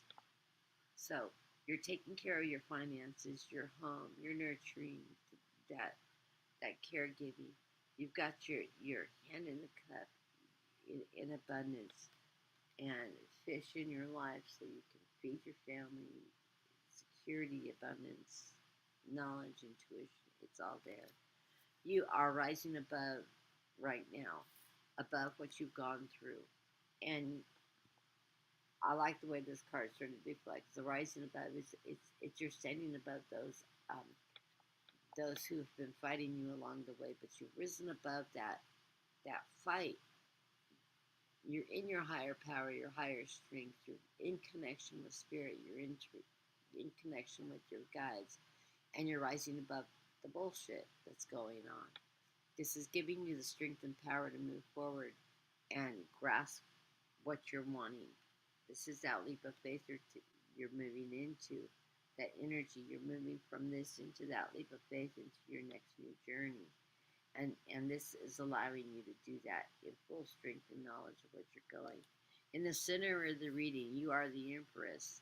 You are open to all new possibilities. This Empress is reflective of Mother Earth, Gaia, pregnant with the new opportunities that bring the world. This is a power. This is the power of your connection with Mother Earth, with Gaia, with creation of life, with the creation of moving forward. And this is the energy in which you find yourself, right in the center of the reading. And what a great energy to have. We are the mothers, we are the nurturers, we are the ones that bring the world forward with love, joy, life. Follow your Gaia energy, your Empress energy, that knowledge, that power, that strength that you're bringing is a message from the Page of Pentacles. This is that page that's bringing you financial opportunity. I love the four that she's in a position where she looks like a number 4, give or take. That is symbolization. Fours are foundational. That's a strong foundation. Holding money, the message of financial security coming your way. Trust in this energy. It is followed, and I love this next card. That the final outcome card is the Emperor. If you got the Empress in the center of the reading, and you're moving into the Emperor position, what is that telling you? Trust in your strength, your power, your connection with deity, with source, with God, with your spirit. This is a very positive, and you might as well have gotten the sun shining on you. Surprised the sun didn't show up, or the Wheel of Fortune didn't show up in this reading, but it's the same type of energy. It's that energy, that strength, that connection with source, that connection with Gaia, another form of source, the nurture of the Mother Earth, connecting with that upper power, the Emperor, the power, the strength of God, the strength of that higher deity.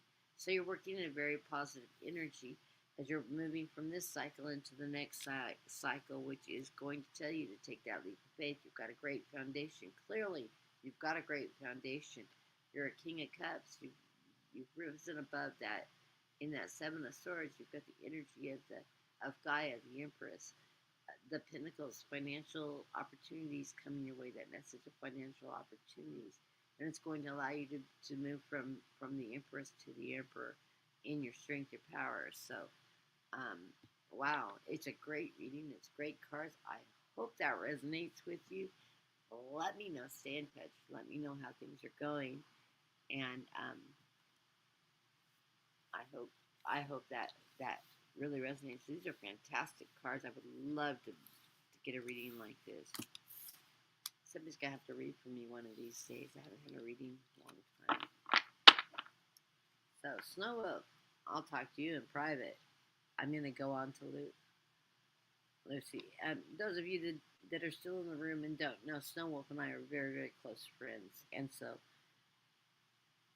I'm also. He's my mentor. I'm his mentor. We work together all the time. We read for each other all the time. So I usually read for him in private.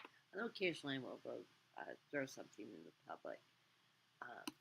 But it's usually very general.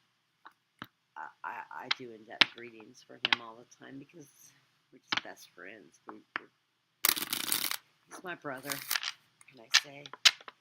And hopefully we'll be working together on a program we're talking about. He's talking about doing a program with me and letting me do some channeling, some mediumship work, and working with me. I look forward to us getting something put together so that we can do that. Maybe we can even talk him into coming on camera one of these days. He's a little shy. But those single women out there, he's cute. He goes, I'm not your type, am I? I'm like, oh yeah, you're so my type. You just, it'd be like, I'm married one. So I don't let my head go there. He's a sweetheart though. I'm a very, very, very, very dear friend.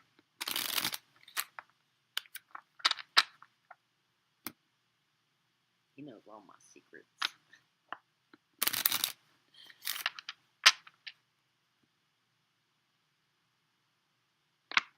It's the one I call when I'm panicking and going, oh my God, my life's so upside down and backwards.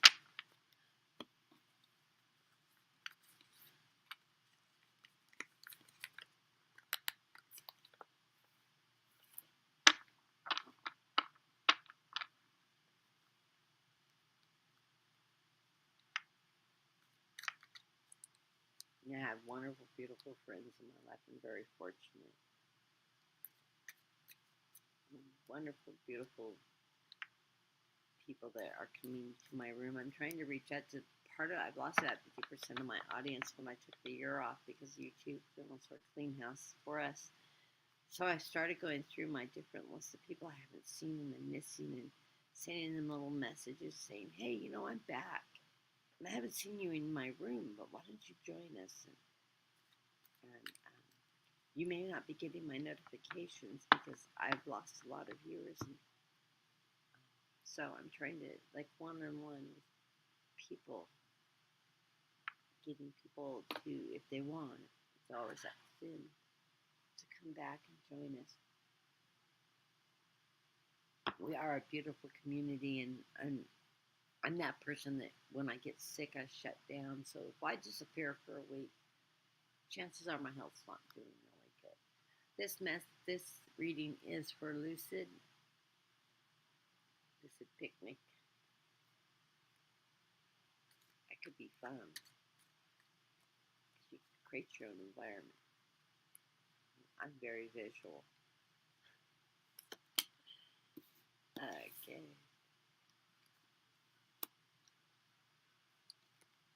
Oh, I like these colors.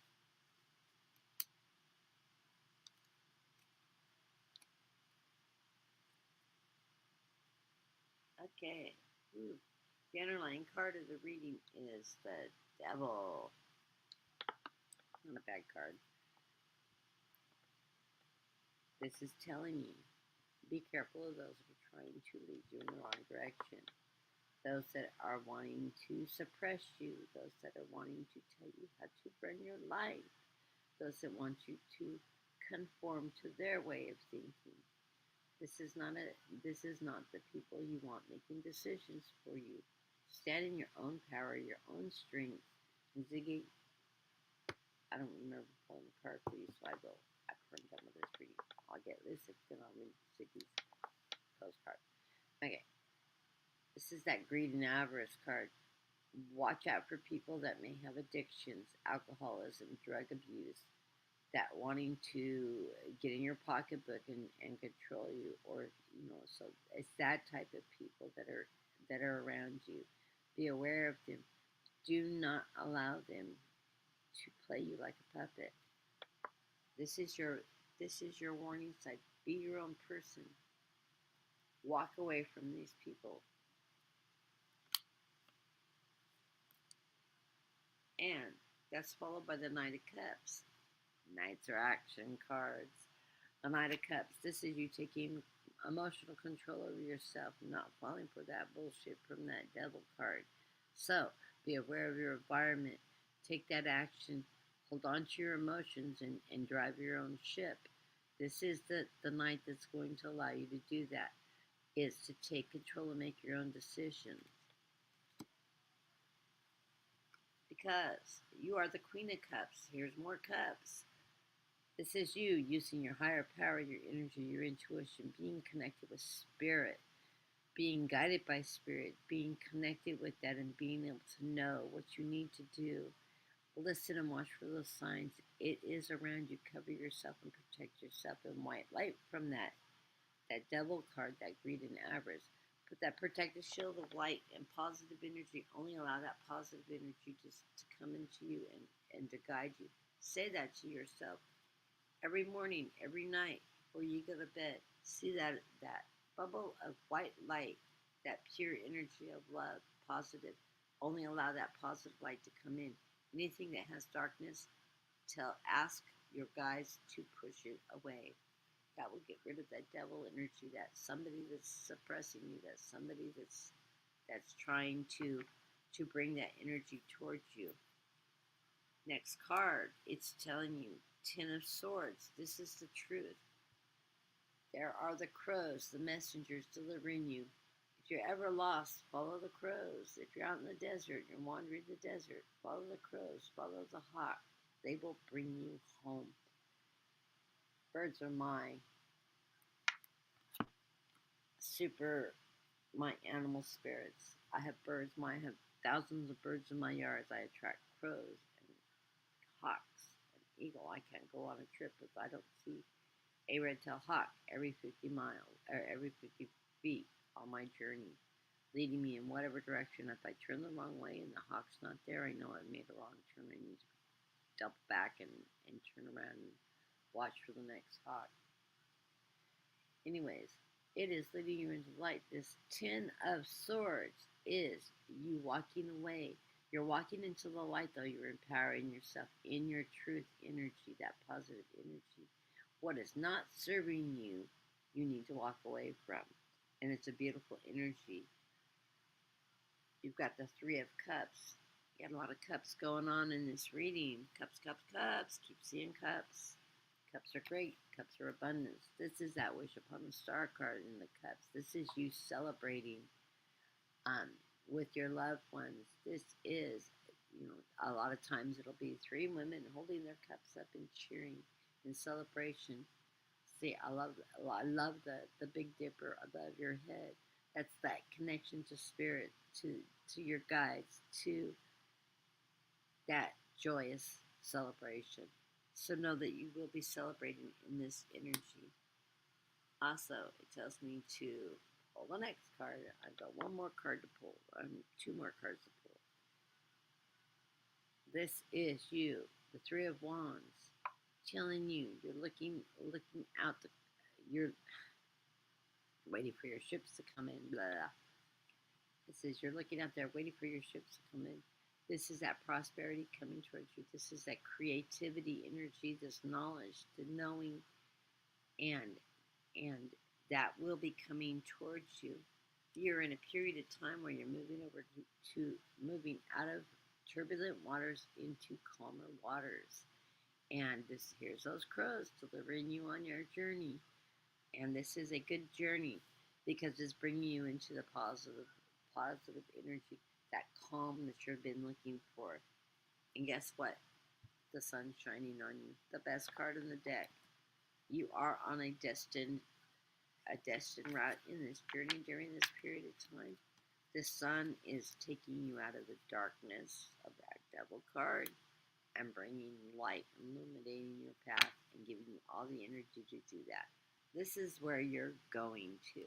That's the underlying part of the reading. Where it's showing me your energy is currently moving through is you're coming from a place of partnership.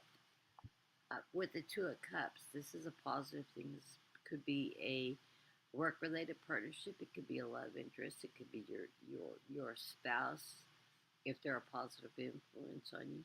This could be a work relationship. This could be friends or somebody you're very close to. But this is a partnership. This is a emotional energy. This is a connection that gives you strength and balance in your life. And you're working in that energy. You also have the nostalgia card. You're taking a reflection of life, this journey you've been on as a child, that newborn puppy, and the path in which you think this is that assessment of life that's bringing you to maturity. Here you are with your mature dog, the beautiful. I'm a big fan of golden retrievers, such loving dogs too. But that growth from you and your puppy in childhood to you and your dog in maturity, and you're moving in that energy, that growth. You've got this. It's a positive card, a beautiful run to your reading. You've got the Page of Pentacles in the center of the reading. This is that message of one, financial foundation.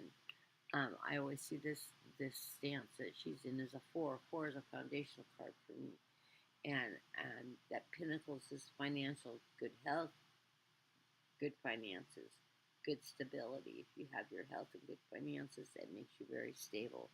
And I'm seeing yes, yes, yes, you are in that stable energy. Not only does this reading have a lot of cups, it also has a lot of swords because you're moving in this crow energy. The Seven of Swords is a lot of times this is that thief in the knife card. This is not, you're not a thief in the knife. This is you climbing that hill and going to the light. That's taking that power, the energy, and following the direction of the crow. Your spirit guides, that spirit energy, that following the light, the truth. Follow the light, stay in the light, be in your truth. This is you rising above. Anytime you're in an upward mobility, when you see anything in a dream, or otherwise, if you are a lucid dreamer, if you're like a lucid picnicker, if you're a lucid dreamer, anytime in dream analysis that you're moving upward in an upward motion, regardless of how much fright it is. So I do dream analysis. If you're having a nightmare, it's meaning you're actually, those nightmares are obstacle dreams that you're actually beating. You're overcoming obstacles. So if you're in an upward movement of a nightmare and you're always moving upward, not downward, upward, you are overcoming obstacles. And this is what this card is. This is an overcoming of an obstacle. This is moving into your truth, into your power. The final outcome card, as this moves into that energy that's foretold in your future, is the Emperor.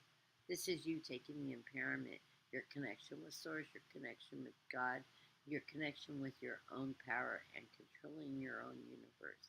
You are the king of your own universe. And this is a card that's giving you the strength to go into this new journey, to get out of that suppression, to get out of anybody that's going to be in your way, trying to control you, create obstacles in your life. You've got this under control. And clearly, the cards are reading out that you are moving. You're moving from challenges. You're going to be moving, letting go of things that aren't serving you. A steady move forward into calmer waters, and the light shining on you, and celebration. These are great cards, a great reading, and a great movement forward. I hope that resonates for you. Let me know. Come back in. if you like my channel, you like my reading, like what I offer, I will be expanding my programming into some of different topics every beginning of every reading, because I'm not reading completely into politics yet, because you guys want personals and don't always want a lot of politics.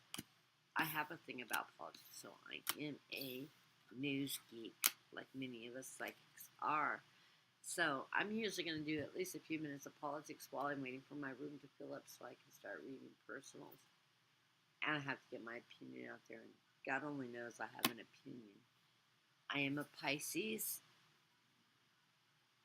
If you're curious, I am a Pisces Virgo rising with a hell of a lot of Mercury running through my chart. I was raised by a psychic. In fact, I'm getting ready to change my channel name before long, because while I was off this last year, somebody opened another channel with Guided Light Tarot. Funny thing is, she opened her channel on August 8th. I did my first recorded programming August 8th to 24th, or 23 is when she opened her channel.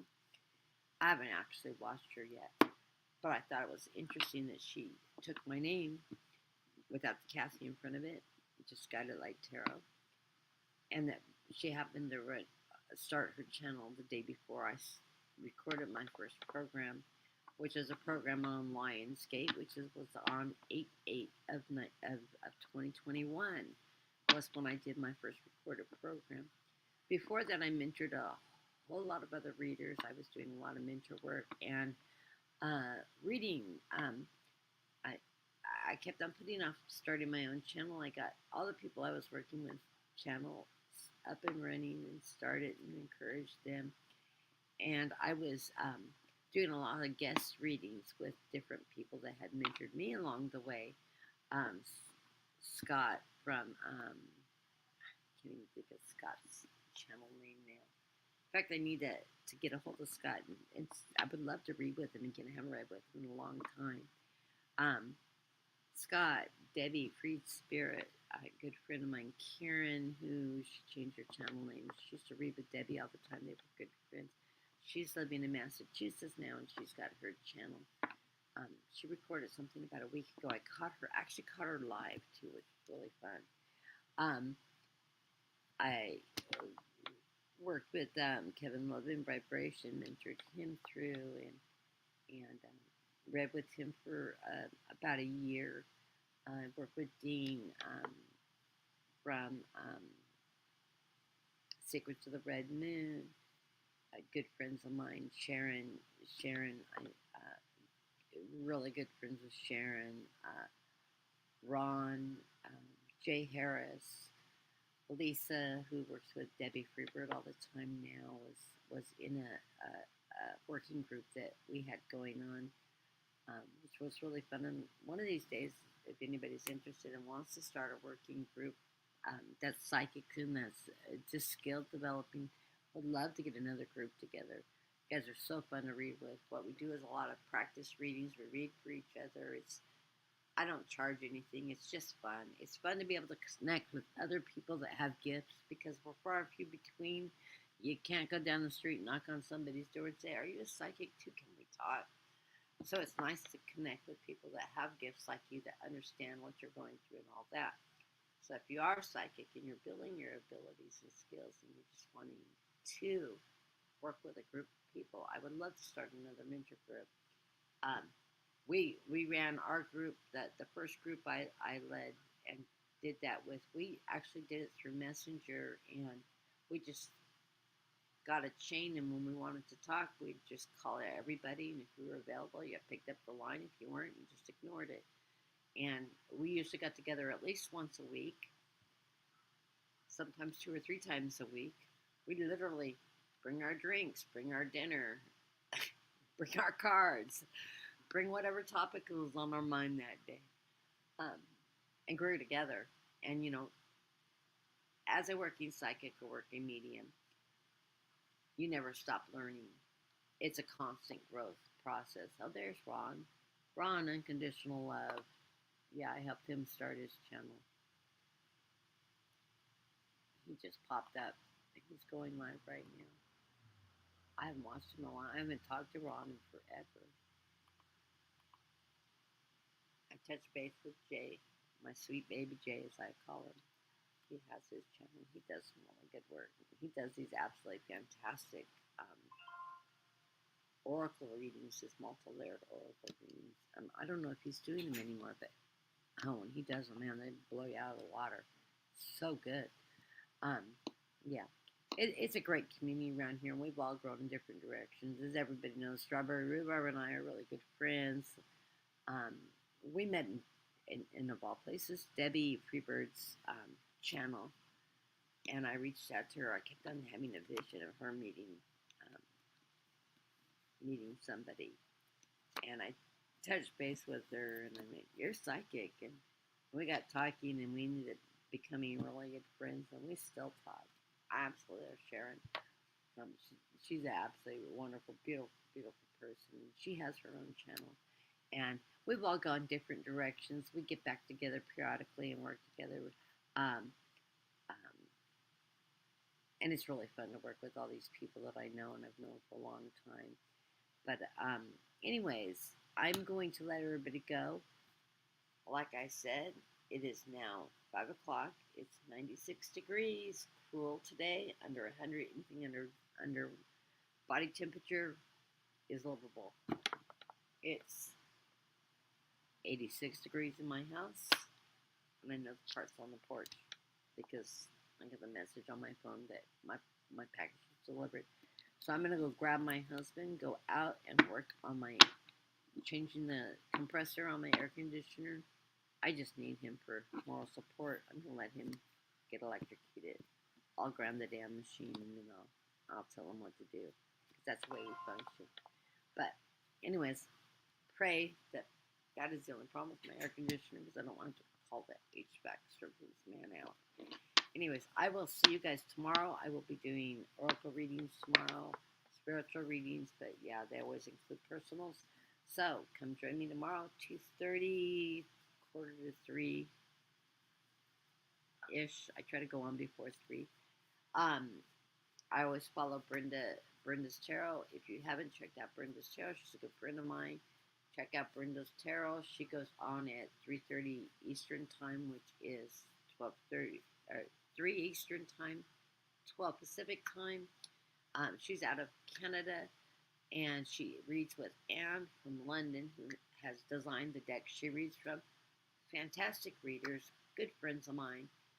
I always join them. I read in the background. I have permission to read in the background of hers, and many people that follow her also follow me. So check Brenda out, and it's Brenda's Tarot reading, and I think she spells tarot Taro without the T on the end. Anyways, check her out tomorrow. I'll be in the chat over there, and then I'll be on at 2:30. Usually I start at 2:30, about a half hour after her program stops, because a lot of her viewers will come over and join me. So have a good evening. Enjoy this beautiful weather. Hopefully nobody's burning up in over 100 degrees, and I will see you tomorrow. Clear my giving tons of